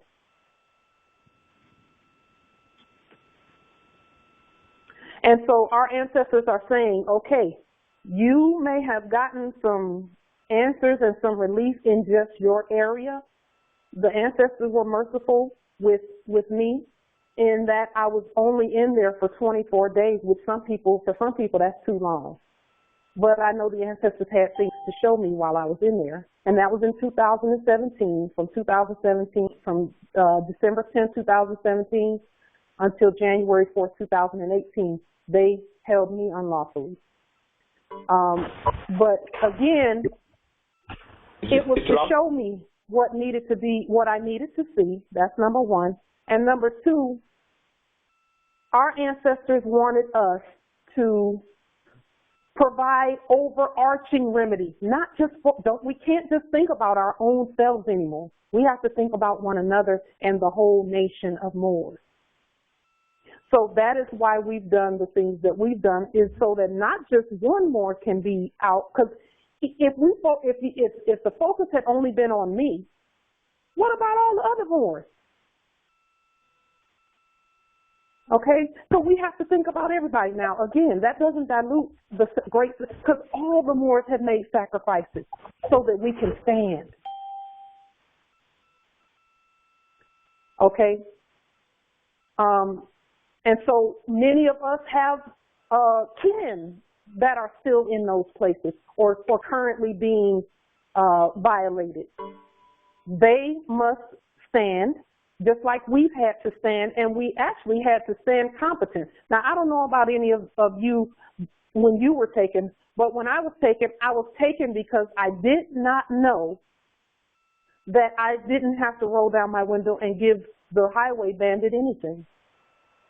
But I rolled down my window, I gave him my Moorish American ID, and the next thing that he did, didn't even read it. He just said, "Okay, step out of the vehicle." Well, I wasn't in a vehicle, I was in a conveyance, but I didn't know that. This was in 2006, I was only 5 months old then. And so it's only through our ignorance that they were able to get us.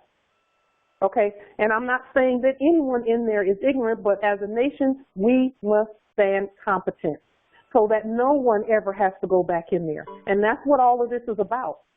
That's what these sharing sessions are about.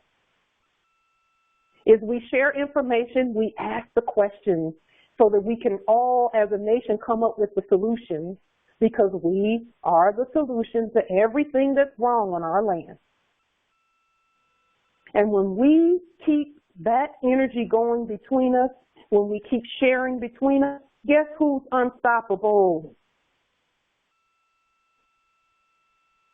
And they know this. Everyone knows this.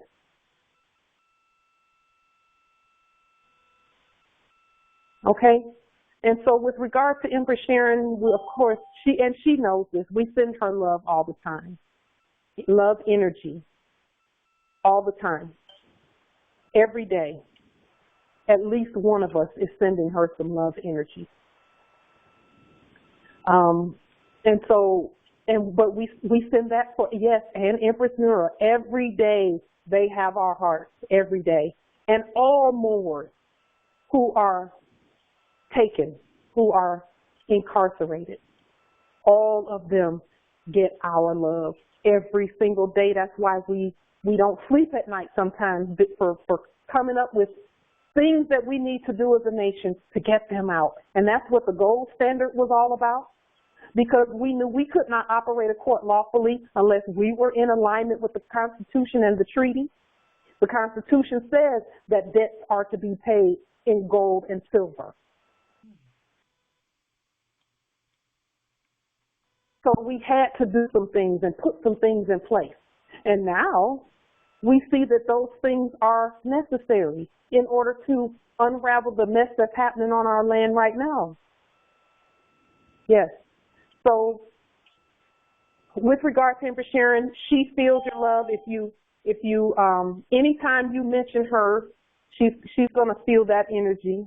Anytime you mention her, she's going to feel it, because she's just as in touch, and she has her finger on the pulse of the nation, just like the rest of us do. Okay? So, Islam to that. Thank you for thinking about her, too. And thank you for discussing her and saying her name out in the ethers. Okay? Islam, that's the fire, Mama. Islam, that's the fire, Mama. Yes, Islam it is. Islam it is.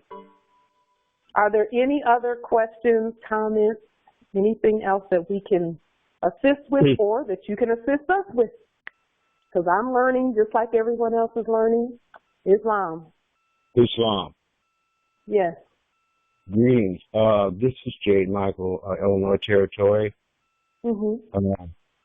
As I said before, I love you. I love you too. I have a question. I have a question. Yes.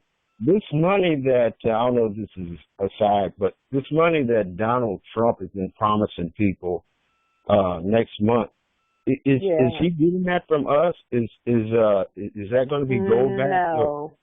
No. He does not have the authority to give out gold back money.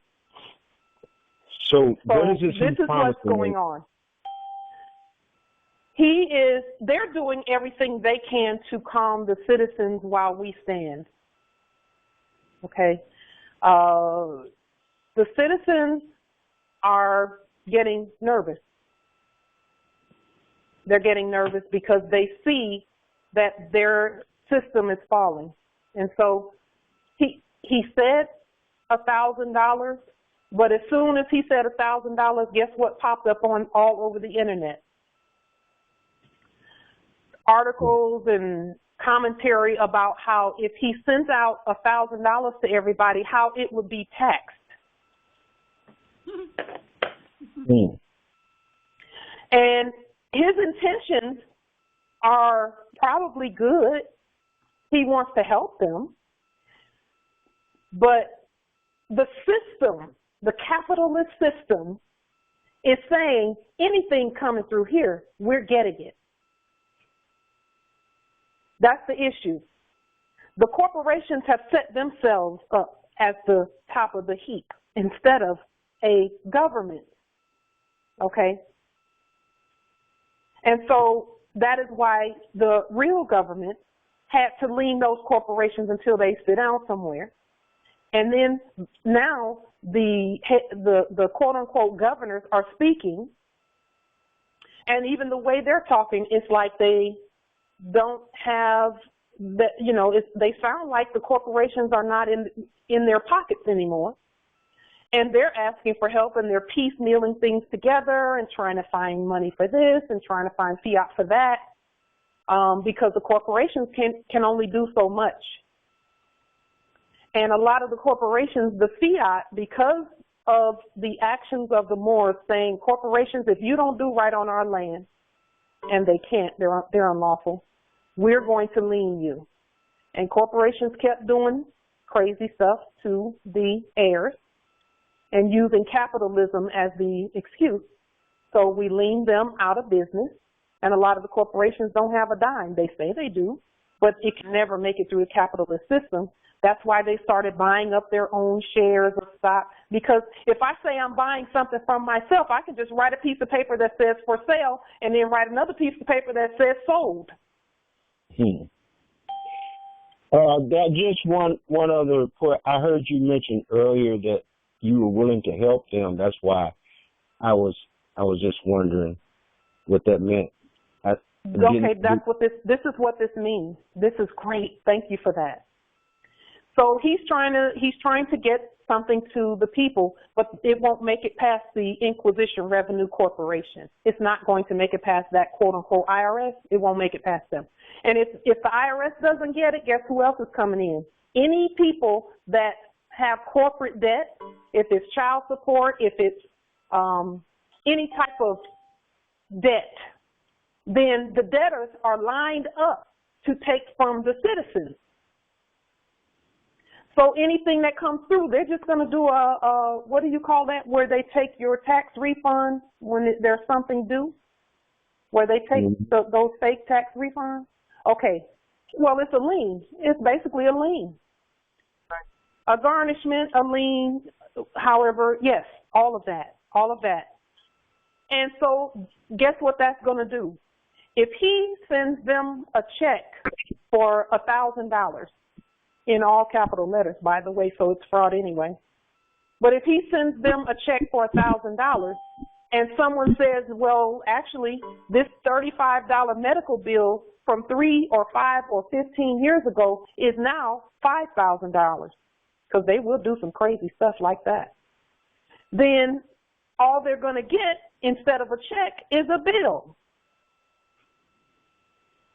And it's not going to just come from that one debtor corporation. It's going to come from all debtor corporations. Are going to be like, look, we heard you had 1,000 and, you know, we want our money, our fiat. So we actually took that, and here's a bill for the rest. And that's why we have to stand up now.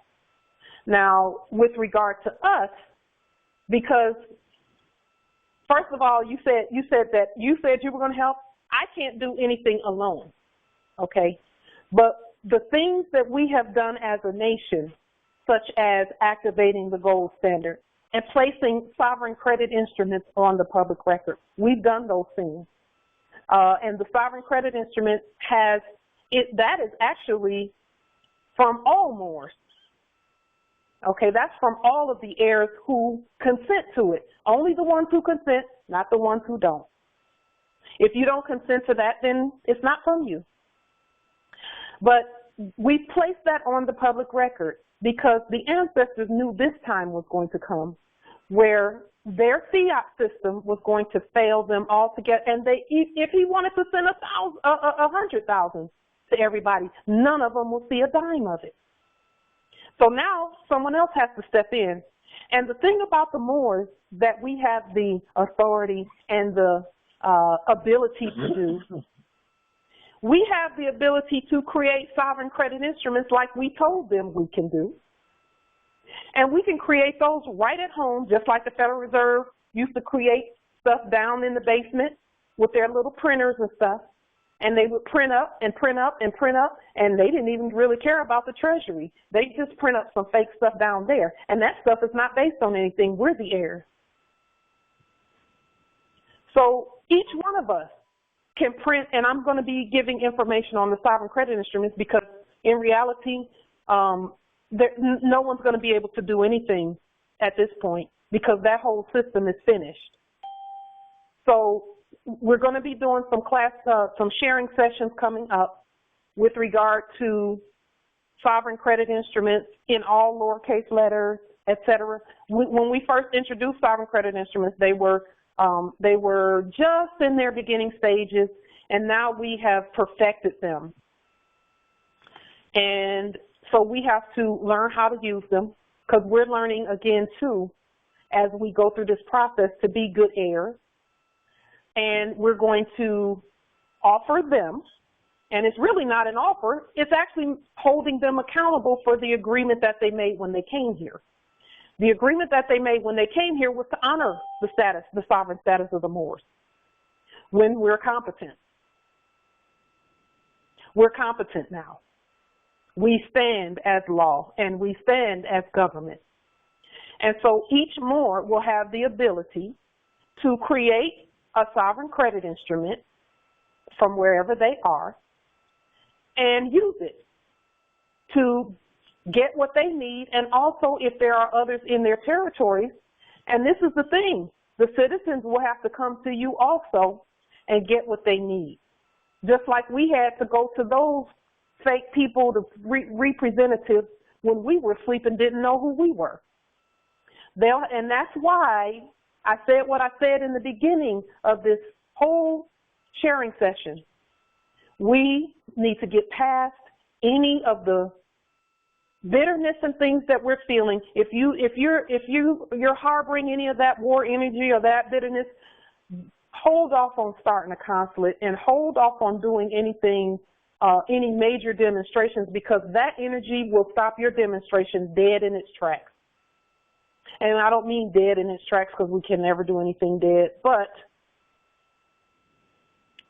it will hamper the success of your demonstration because you'll be so mad that you'll forget to invoke personam jurisdiction and you'll forget that they're not talking to you. You will forget that they're not talking to you and you'll start talking back. And when you start talking back to the dead, they enjoin themselves to you immediately. Immediately, because when you talk back to them, that's consent for them to join with you and have a conversation. And don't let anybody tell you different. Some people think they can still talk to those people, and they're learning the hard way that they can't, because those people are not people. They're subjects, and the only time you can really have give them commands, because even then that's not a conversation. A command is a command in writing by affidavit. Our pens are mightier than the sword, and sword is another way to say words, because they use the same letters in their spelling. Okay, and so for people who say you should talk to them this way or that way, go on ahead with that. But they're going to be themselves. They will, and we say don't do that. Don't talk to them. Give them an affidavit and then stand on what you say. That's actually far more powerful. Okay, so their system is finished. They're going to need us because they needed us from the beginning. And it's not a matter of them needing us. It's a matter of what does the law say? Who are the heirs to all of this? It's the Moors. And they can't even get $1,000 to the citizens. But we can create sovereign credit instruments by the bucket loads. And it's so many of us who can use them immediately that's the quickest way to get the commerce moving again in the favor of the Moors, of course, because they do have to honor our status when they're using our gold-backed lawful coinage and currency. And we can create sovereign credit instruments today and take them down to the grocery store, but they need to get it together over there, and they need to speak to all of those corporations. We've leaned all the corporations out of the way.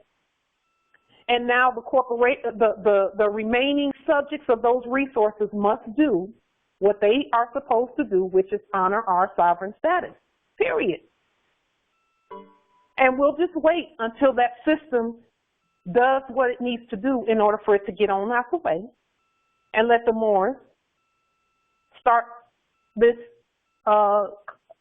economy back up again on our own land and in a lawful manner. Now, some of the things that the Moorish American Consulate has done, we did activate the gold standard, the sovereign original indigenous one, because that's really the only one that's real, because only the heirs can do that, because the heirs are the heirs to the resources. And then we placed a sovereign credit instrument on the public record. And then we also sent a sovereign credit instrument in a competent sovereign credit instrument to those who needed the sovereign credit instrument, placing a deposit in the original indigenous sovereign treasury.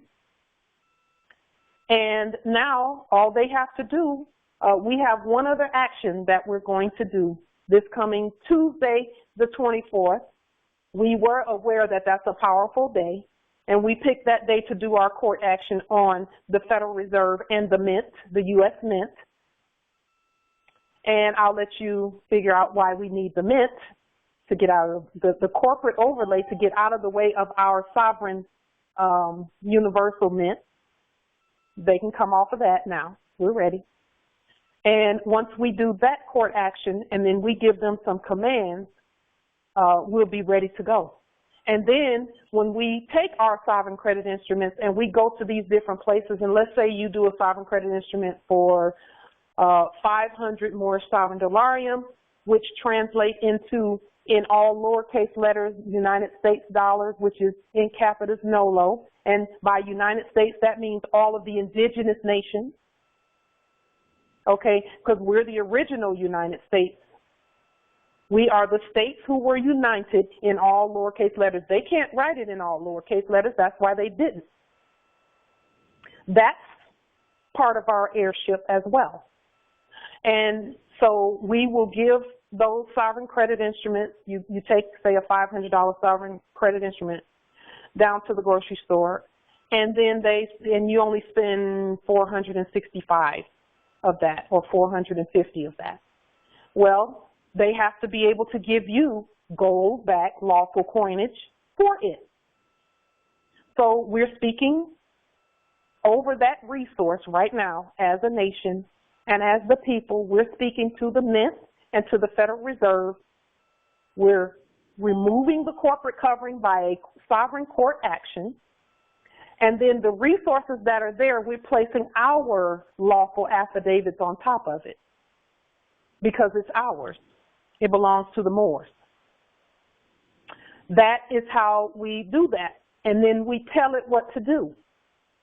And that's actually one of the final steps in that whole process. But we had to lay those things out. We had to put some things in place universally. We had to do some things with the Universal Postal Union, where we revived all of the indigenous nations of the Universal Postal Union, the original one, not the corporate one.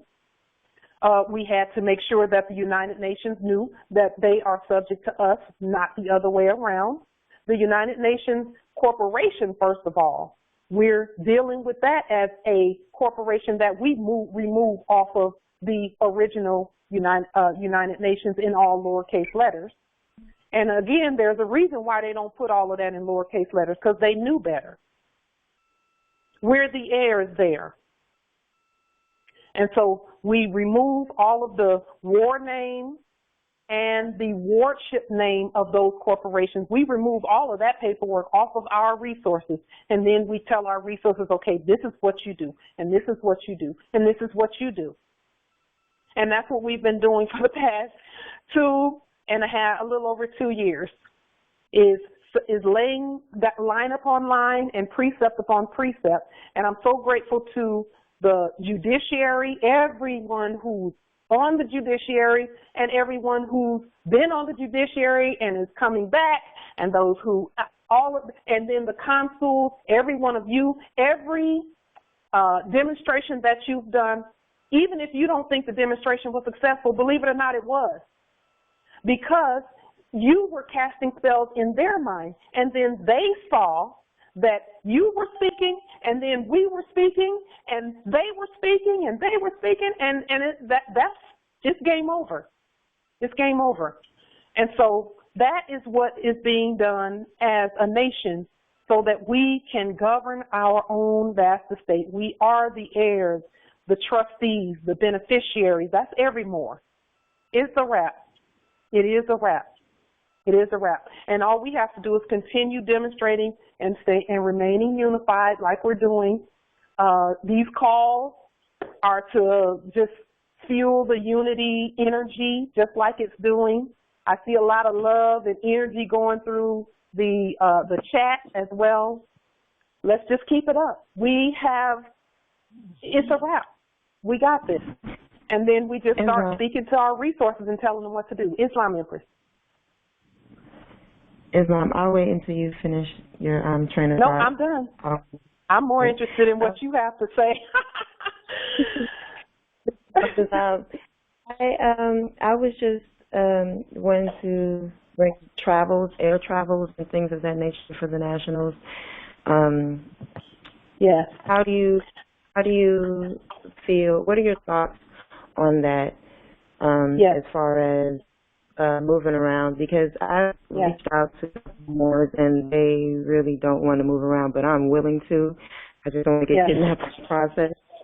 Okay. That's great. Go ahead, Empress. I'm listening. I have paperwork that I was going to fix my picture to my my lawful notice of appellation change. And when I filled out for my air travels, I did everything in Competence Nolo. And it says that it's going to read on the ticket as in Competence Nolo. And so when I present my paperwork, I'm wondering if I'm going to have some resistance with that versus the instruments that I have already. So with regard to that, this is what I have done, and I still have to do the travel demonstration. but I'm willing to do it as well. So Justice Abbasi created an ID card for me, and he has that template. And I never received the ID card. I never received it because, of course, there's been some things going on with receipt of that mail on whatever end it's on. I don't know which end it's on. But he sent me a copy of it. So whenever I send my documents out, that copy is in color, and I send that copy of my ID with it. And as soon as I get a chance to get the ID, I'm going to do the travel thing too. It is in Capitis Nolo. It is in the sovereign-born name, Pauline Denise Ritchie, in all lowercase letters, because that's the creditor. And I'm going to continue to do all of my demonstrations that way. At some point, now as you can see, again, the capitalist system is falling. And so at some point, it is our goal to be able to create sovereign credit instruments where the airlines are concerned as well, so that we can use sovereign credit instruments to move around with as well. And that will make the whole transaction go back. That's where we're going. My concern was if I was traveling air, would that be recontracting? That was the issue since I did put out notices, risk of discovery. I didn't want to recontract. So when I filled out those forms, I did everything in Capitis Nolo, and I put all rights reserved and exercised. And I was wondering if, when I actually get to the desk, are they going to give me issues? So they shouldn't. They shouldn't because we've nationalized everything. We've nationalized everything. But again, nationalizing everything means all Moors have nationalized it.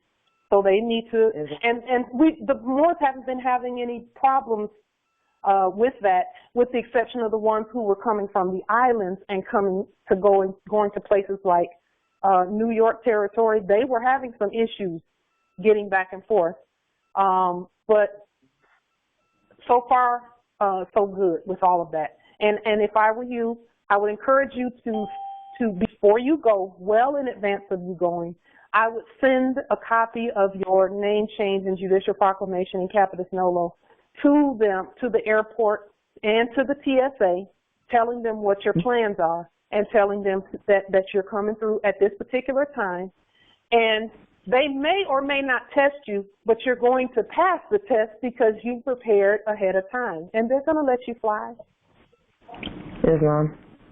Islam. They'll let you get through there.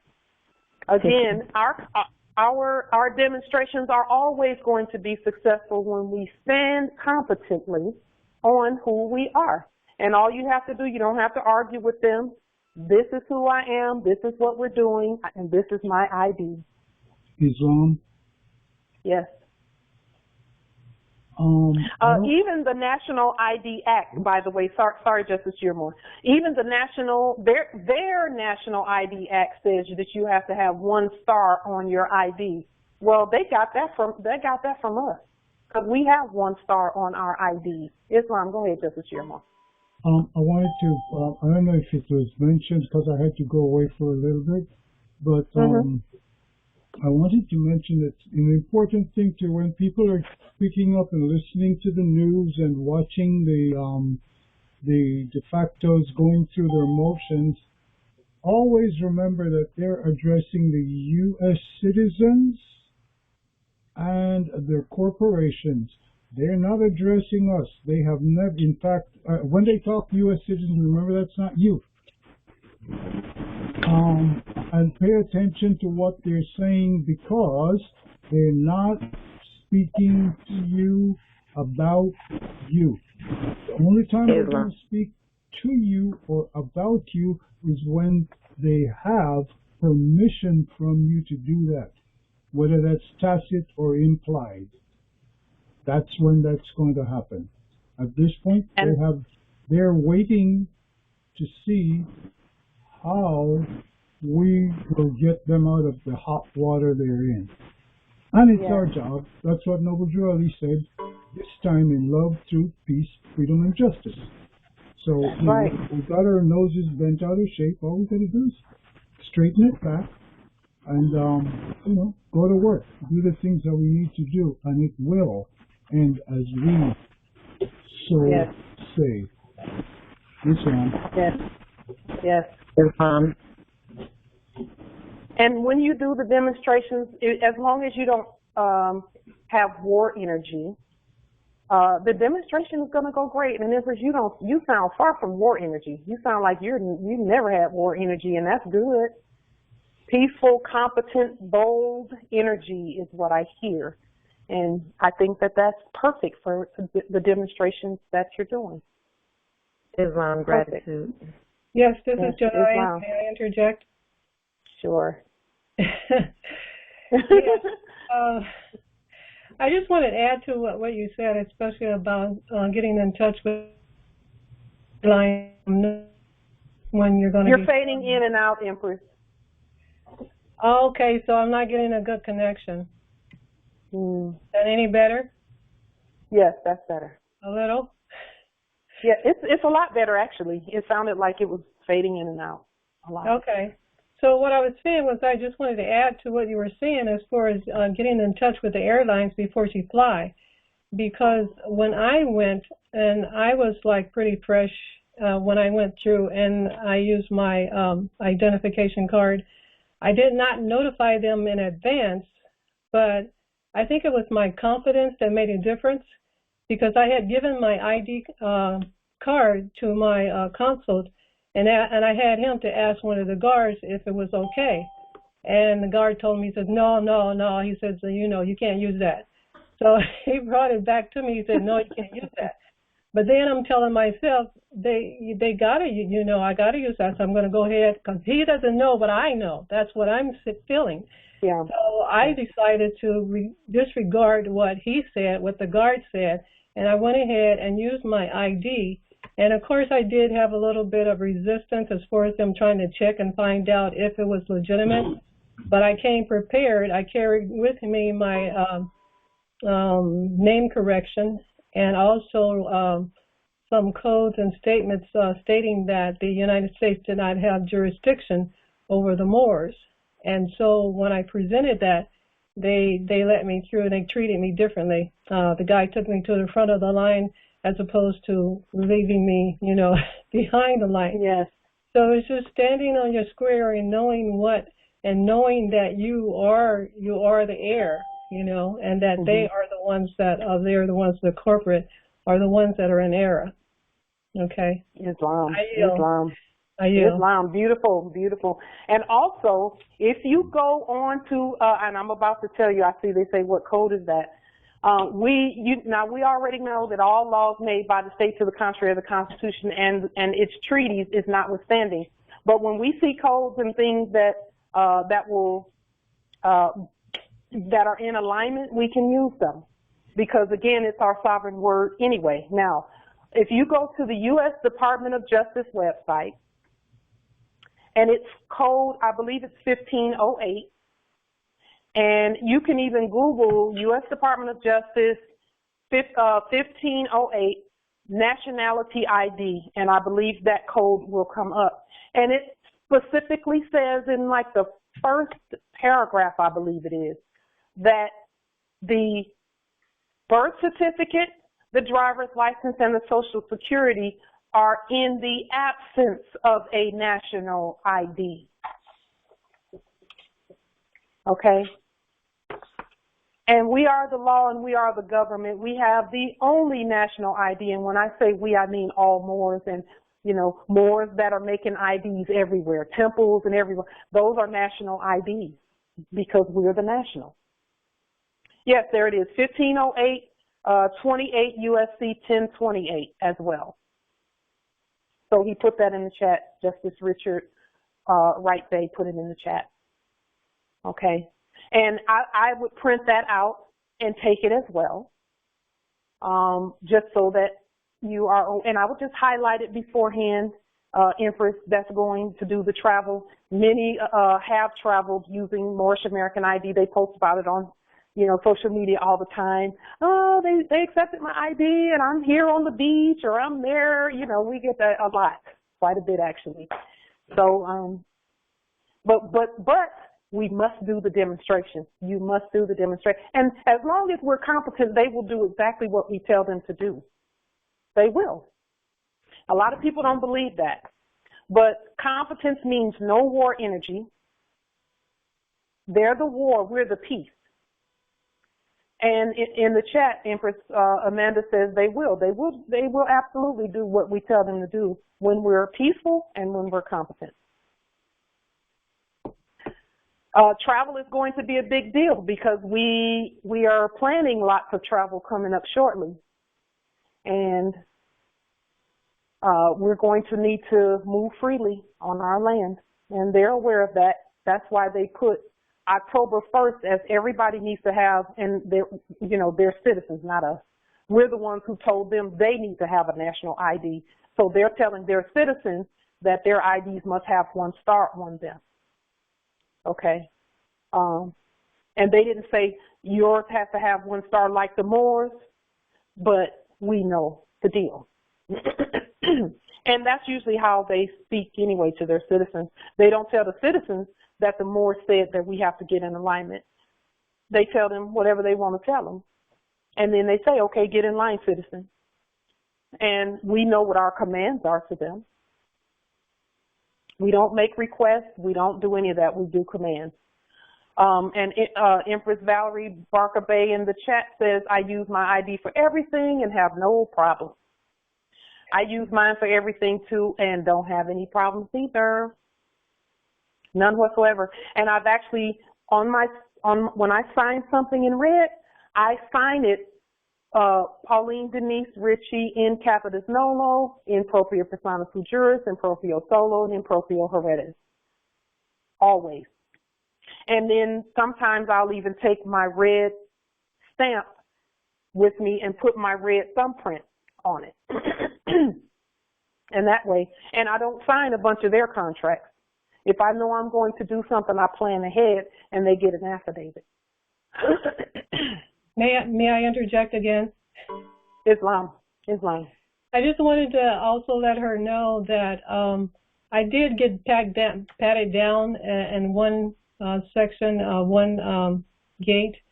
But, I didn't make a big deal of it. It's like, well, fine, as long as I get on the plane. They just want to, I think they do that just to feel like that they're in control. So, just keep that in mind. Some things you do accept or go along with just to keep from causing any other more resistance. So, anyway, just wanted to add that. I yield. Islam. The last time that I flew, which was, oh gosh, it's been probably a year. But the last time I flew, I wore my turban, of course, and they didn't make me take my turban off, and she would not touch it. And I was thinking to myself, you better not touch this turban on my head. But you know what? The ancestors were gracious because I really shouldn't have even had that attitude, really. I should have just, because we can state that without challenge energy. We can just say, my turban is for religious practices and my religion is the law. Oops. And when you say the religion is the law, people tend to step back because in their minds, they're thinking, oh, that's a lawyer. We better not touch her. We better not violate, that kind of thing. But anyway. Yeah, that's very good.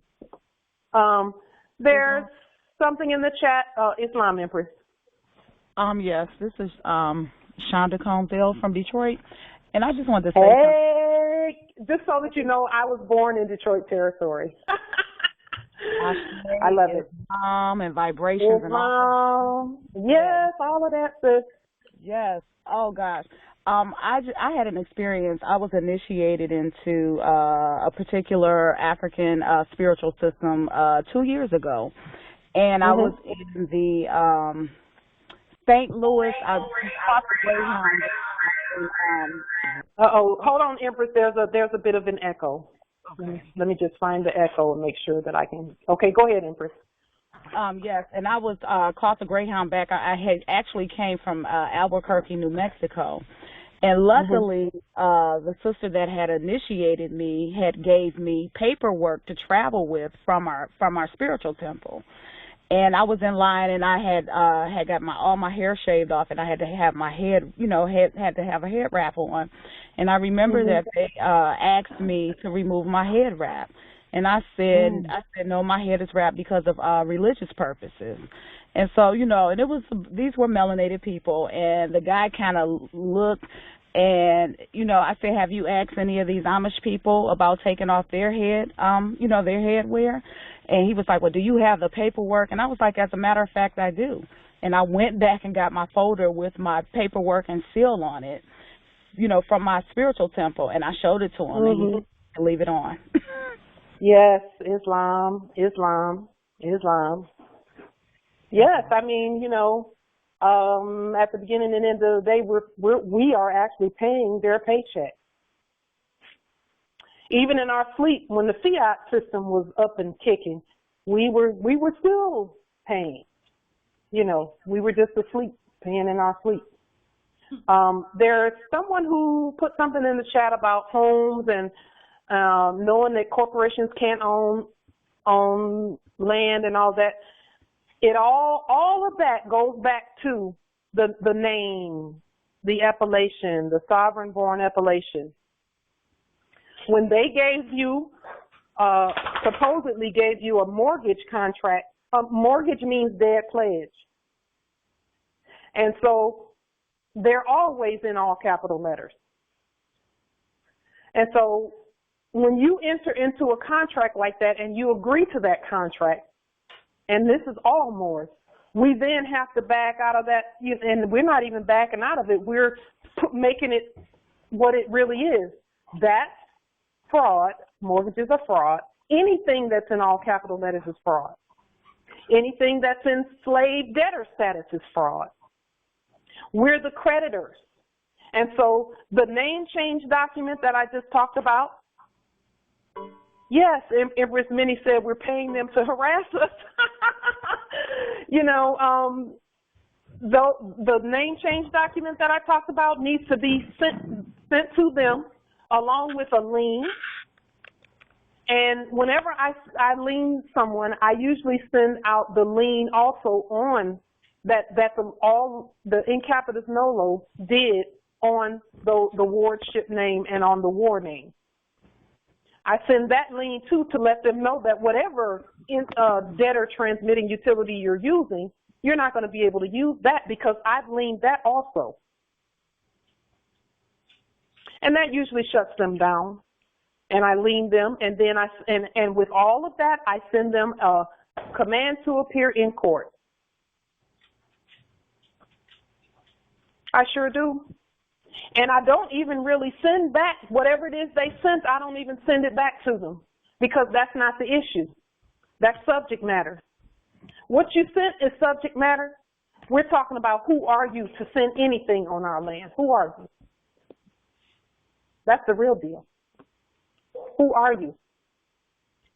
So I send them those documents. Lien, the banks don't own nothing. A bank is not even a person. A bank can't even sign a piece of paper.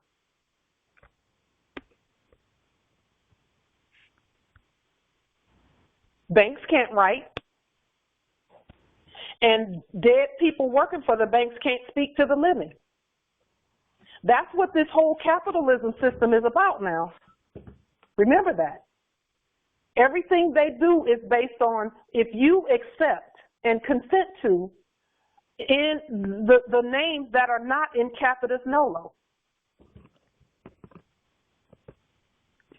Yes, may I interject? Yes, Islam. I'm just reading in the chat where she says, so the bank and the homes then claim it. Right. I mean, it's really simple to do all that, but it's still a process that you have to go through as far as creating your allodial title, putting a blank on the property, and doing your default after they don't respond to the original claim. And then after the claim, a default claim, there's still another process that you're going to have to, I don't remember exactly what part or where, because my property, the property that I'm claiming, I had some before I actually moved onto it. The squatters had moved onto it. So that kind of broke the ice as far as me having to move in order to claim it. But then after that, they waited almost a year, and then after a year, then they went in and moved the squatters off. So I'm still in the process of claiming it. And like I said, it takes time because you want to be careful and not allow yourself to get trapped into getting arrested for being on your property. And this is, I think this is part of their strategy in order to trick you. They wait until you get into the property and then arrest you and put you in their jails. So you have to be, what I'm waiting for now is waiting for the troopers to come in so we get more control over the corporate. You faded out, Empress. Okay, but what I'm waiting on now is the our authority over the military so that I can have them to remove those people before I go any further. I'm not. Okay. Could you hear me? Yes, I can hear you. Okay, so you have to not be in a hurry. You just have to take your time, and it's kind of like what somebody said when you're playing chess. You kind of wait for them to see what kind of move they're going to make first. Okay. So that being said, I yield. Yes, Mom. That is Empress Jomnia's experience with that. Everybody's experience is going to be different. That's correct. Because some of us, for example, with regard to the things that have happened here, again, once we terminate all corporate contracts and we let them know who the creditors are, we lien the uppercase and the subject status, and then we lien the corporation, we call them into court. There is a good chance that after you do that they may even come knock on the door and see if you'll open it in response to citizen stuff. But once you've terminated all corporate contracts on the public record, again, and many of you know this already, but I'll tell the story again. For 3 weeks straight, policy enforcers came here every day and knocked on the door. 3 weeks straight. They came, and every time I start to tell this story, something gets really loud over there on the other end. So let me see if I can find that and mute it. And that's okay, Empress. It's all good. So they came here for 3 weeks straight. Policy enforcers were knocking on the door. Why were they knocking on the door? They wanted to recontract so that they could stop what's going on right now. Okay? And they would come, they would knock on the door, and I would see them out there. I did not open the door. And for real, listen, I was scared the first 2 days that they came because I was thinking, what in the world are they coming here for? I don't have any contracts with them. But they wanted to see if I would recontract by opening the door. So I didn't open the door. Then the ancestor said, okay, this is what you do. And the answer didn't come until maybe 3 or 4 days later. So I drew up the court documents, and then I took their photograph of them out violating on sovereign property. I posted their photograph of them and our flag right there. They had the audacity to come, and our flag is flying 18 feet high out here. But again, with all the documents, and this was in November-December time frame of this past November-December. And so I said, okay, well, ancestors, you all said if we honor your name, you're going to look out for us. So, okay, now let's do it. So they said, take a photograph of them, command them to come to court, and then post it on social media and on the public record. So I posted it on social media with a command to appear in court. And I did the court action the very next day. And when I did the court action the very next day, they stopped coming. completely. Stop coming. Why? Because there's a superior sovereign court action on the public record that says you can't come here. Okay? And Empress Jahara, I see what you're saying in the chat, that they came to your domicile today and posted something and left, and your camera caught everything. Okay. Islam, that's the reason for my travels. I caught everything on the camera. They came and posted something.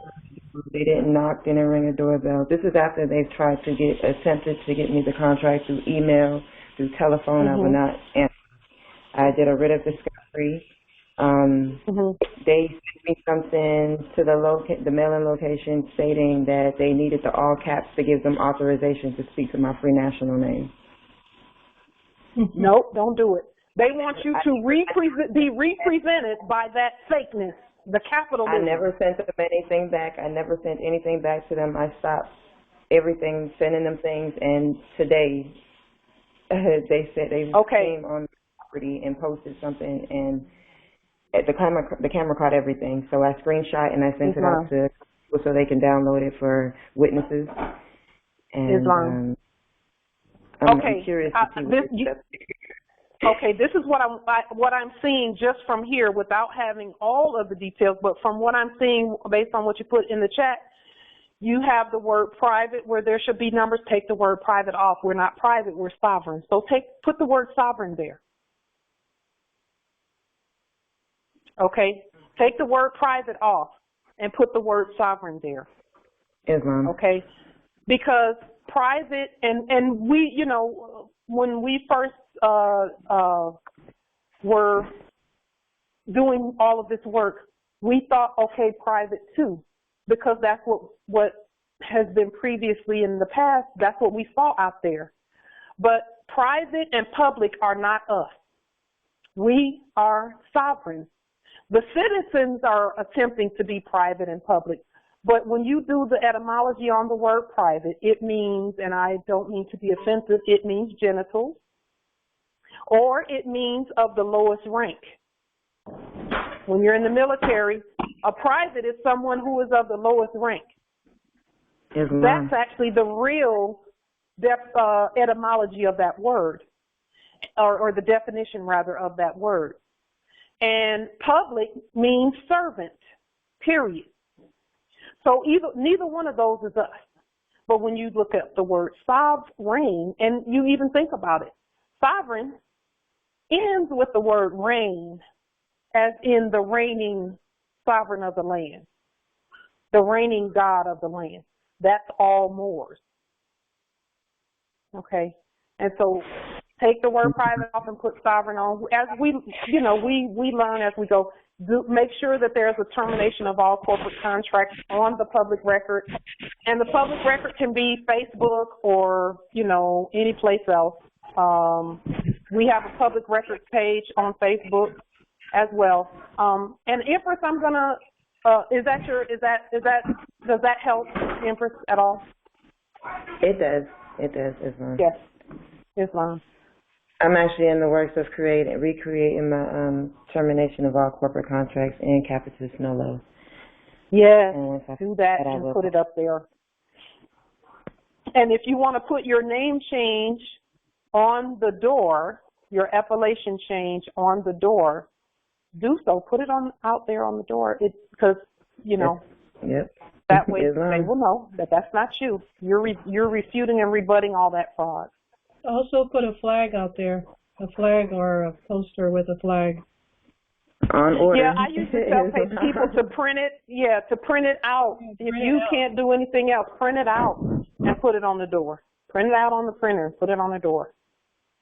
Because the blood on the doorpost, okay, when the death angels come by, because death and denationalization are the same thing. Yeah. And I already have the cherry tree in the front yard. There it is. There it is. There it is. Okay. Any other questions, comments, anything? We're at, 3 hours right now, so we'll go ahead and conclude the call. Listen, Moors, we got this. We've got it. We have got this by a long shot. And all we have to do with regard to even the unlawful, them showing up at the door and all of that, all we have to do with that is wait that capitalism system all the way out and continue demonstrating our nationality. Continue demonstrating. And as many of you who feel that you're competent to do the court action, you can go out onto YouTube and look at the court actions that have been done out there at like Tajiri Bay. And when you look at the court actions that are done, the latest court action that I did was done in Capitis Nolo as the creditor.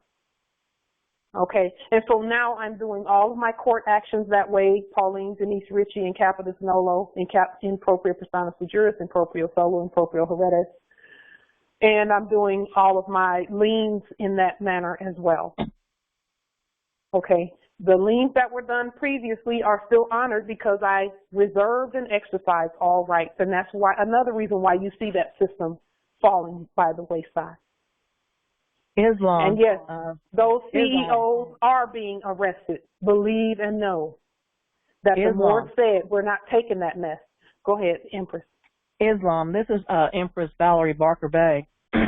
Yes. I did a court action on a judge and an attorney, and they were trying to sell my property. I have 35 acres up in Colorado, and me and my husband were down in Arizona, and I kept getting letters from him stating that he's going to sell my property. He's going to sell my property. And I already got a termination of corporate contracts on the public record. I've got titles, low deal titles on the public record. And so we came back from Arizona early. We was going to come back at the end of April, but we decided to come back since this coronavirus is going on. So we came back. We came back to our property. They had locks on my property. They had a lock on my front gate. We cut it off. We took the deal and cut it off and came on the property. And this morning, we just got back Saturday, and this morning we went out there and they put a lock on my shed. Somebody went over there and drilled holes into my shed and put a lock on it. A hinge and a lock. We drilled it off. And so who is it that's doing, whoever it is that's doing it, doesn't matter who's doing it, but whoever it is that's doing it, did you lien them? They're trying to get me to call them to contract with them because they thought that they was going to make me call them to come in and lock the gate. This is my property. This is my property. I'm not calling them for anything. Yeah, they want you to call so that they can gain jurisdiction. Consent. Exactly. I know their game. Now, so we just came on back to our property, and we're going to stay here on our property. And Islam. No one's coming up here onto my property. Yes. Now, when there are a couple of things, you said that the termination of all corporate contracts is on the public record. Since you put that termination on the public record, hopefully, and this is just and you don't have to answer this unless you want to, but hopefully you've not talked to them on the phone after that, because we can do all of these things, but if we recontract by phone, then it's going to, our word is law. No, they've tried all kind of tricks to get me to contract with them. They've tried. This is just one of them. This is the worst one, but I've went through a whole lot of them, and they have never got me to contract with them, and they never will. Yes. And again, I think you and I had talked about this previously as well on one of the calls before. Yes. Be sure that you are not attempting to represent that straw or that, because all of that straw mess and representing the straw and authorized representatives, Moors, don't do that. Don't ever do that.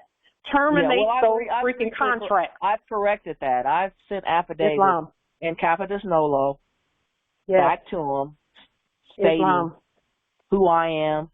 I'm the sovereign. I'm the heir. You have no power over me or no control over me.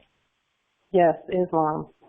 And then also let the tax, and make sure that you send that to the Tax and Revenue Office in District of Columbia. They have email, so you can just email a scanned copy of those documents to them as well. Which doc? Oh, the documents that they sent me? Any of the ones that you, no, the ones that you sent in Competence Nolo. Oh, because okay. that's letting them know that you're the creditor also. Yes, and these are just other measures that we, these are just, yes, perfect. I've done that. These are just other measures that we say, okay, let's just make sure we're tweaking everything. So that's perfect because, I sent it to Washington, D.C., and I also sent it to the county that I was in. Well, you're never in a county. You're always on your land. That's a corporation, but it's good that you pick them for their record, so they'll know what's going on. Yeah. Yeah. Islam, and just make sure that you when they come to the door, don't answer the door because they should not be coming. They're looking to contract. When the policy enforcement came here, they came with paper. Yeah, that's they have good. to come to my gate, and they're not coming to my gate because my dogs will be there. Well, if you'll notice, they waited until you left to do that foolishness. Yes, they did. They did. They knew I was gone. And plus, where I'm at, it's like 20. It's like 10 acres. I mean, it's 35 acres, and it's only like 20 properties up here, and we're the only people of color. You're not a person of color. You're a Moor. Well, I'm a Don't Moor. talk to them on the phone, Empress, until you get that stuff straight. I'm sorry. I mean, I'm the only Moor that's up here. So that means, well, you own all the land up there. You're the heir to all of that. People up here. Yeah. I had told them, do not let anybody up here to try and come up here and get on my property. I asked them nicely. Do not let anybody come up here to try and mess with my property. Did you ask? Are they Moors that you asked to do this? No, they're Albions. Okay, you're asking agents. Okay, and they may not feel like they're agents, but those are agents of the foreign occupation. And I don't have to know them to know that. If they're not original and indigenous, they're going to pick up the phone because we all know they do this. We wondered why. Now we know. They'll pick up the phone and say, you know what? I went on to the tax assessor's office website and I looked to see, and it looks like you all have a claim on this property. And she said that she wanted us to do something, but I'm scared to do it. Can you come out and do that? Wow. Those people are not your friends. I know that. I know that now. They're subjects. Yeah, I know. They're yes, subjects. They are. They're subjects. They are. They're not enemies, but they're subjects and they're agents. Okay? Yeah, I know that. And so asking them is like asking the people who are trying to violate. That's true. Don't do that. And that's the mistake we make is treating them like they're the heirs too. Don't do that. Well, they don't want us up here anyway. They've already showed us that. Right. You know, so, that they don't want us here. Yeah. But I'm not going anywhere if they're going to leave. Well, you know, and we don't want to have war energy either about any I'm not saying that I'm going to make them leave or anything like that. I'm just saying this is our land, and I own all of this. Absolutely. Absolutely. So if you don't treat me right and be like, you're just a subject to me, I can make you move off that land. That's what I'm saying. Well, and we don't, and again, we try not to take that tone either because they know they have to go. They know they have to go. Yeah, and so we're minding our business.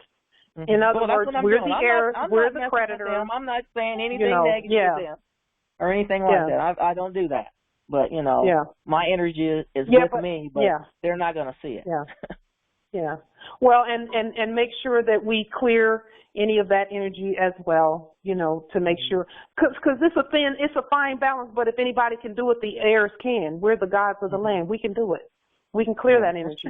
And also stand at the same time, you know. But sometimes it's hard, though. It's very hard when they do things to you. It's very hard. It's not hard. Empress, don't cast that spell on yourself. Don't cast that spell on yourself. Well, I'm not trying to cast a spell. What I'm saying is, it's just that, the things that they do to you, you just have to take a minute to catch your breath. Okay, Empress, there's someone in the chat, our Empress, Justice Tazarna. She wanted to exchange information with you because she's in Colorado Territory as well. Okay, great. That's great. Yeah, so you all can private message each other in the chat if I'll you'd like. put my email in the chat, and you give me your email. Okay. Islam, Perfect. Empress. All I'll right. yield. Yes, Islam. Islam. Yes, this is the last question. Yes, go ahead, Empress. This is Empress Khalifa Gavel Bay, Calipia Territory. Islam. Yes. I wanted to know, is Abasi going to do our allodial IDs the same way he has done yours for everyone? He can.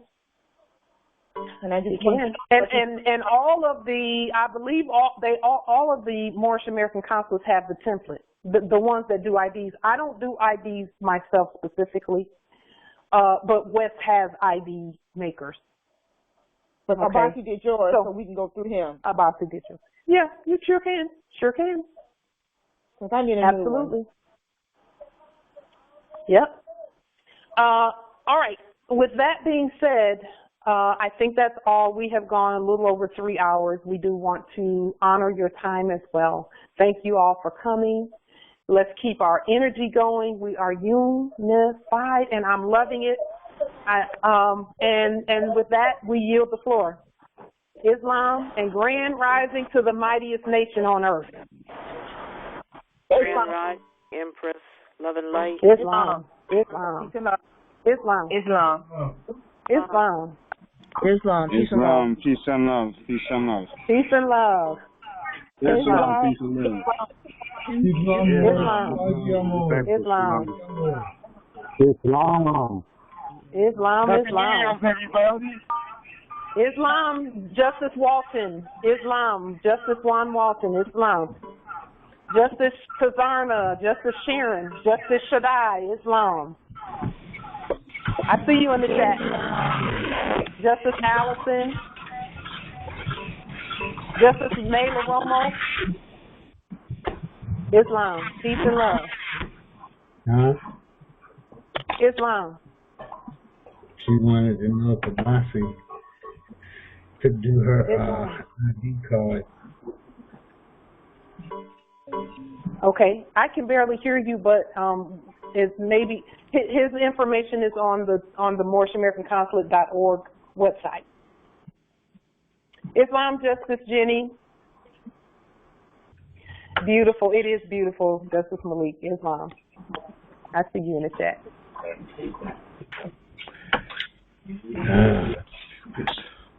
Okay. Islam. Empress, that just said Islam. Where are you? What territory are you in? I'm in Trinidad. That's right. That's right. We need to speak Empress Life. We need to Yes. speak Empress Life. Yes, we do. Yes, we do, and we shall. Like, need to immediately ASP. Yes. Islam. Do you have my number, Empress? Send me a text message so I'll know it's you when you call, because I get a lot of calls. But send me a text message and my phone number is on the website. Send me a text, let me know it's you, and then I'll put your number in so when you call we can connect. Islam, Empress. Give thanks. Islam. Love you. And I'm sending my love to you, Empress. Islam. Happy New Year. Happy New Year to you, too. Islam. Yes, Islam. Islam.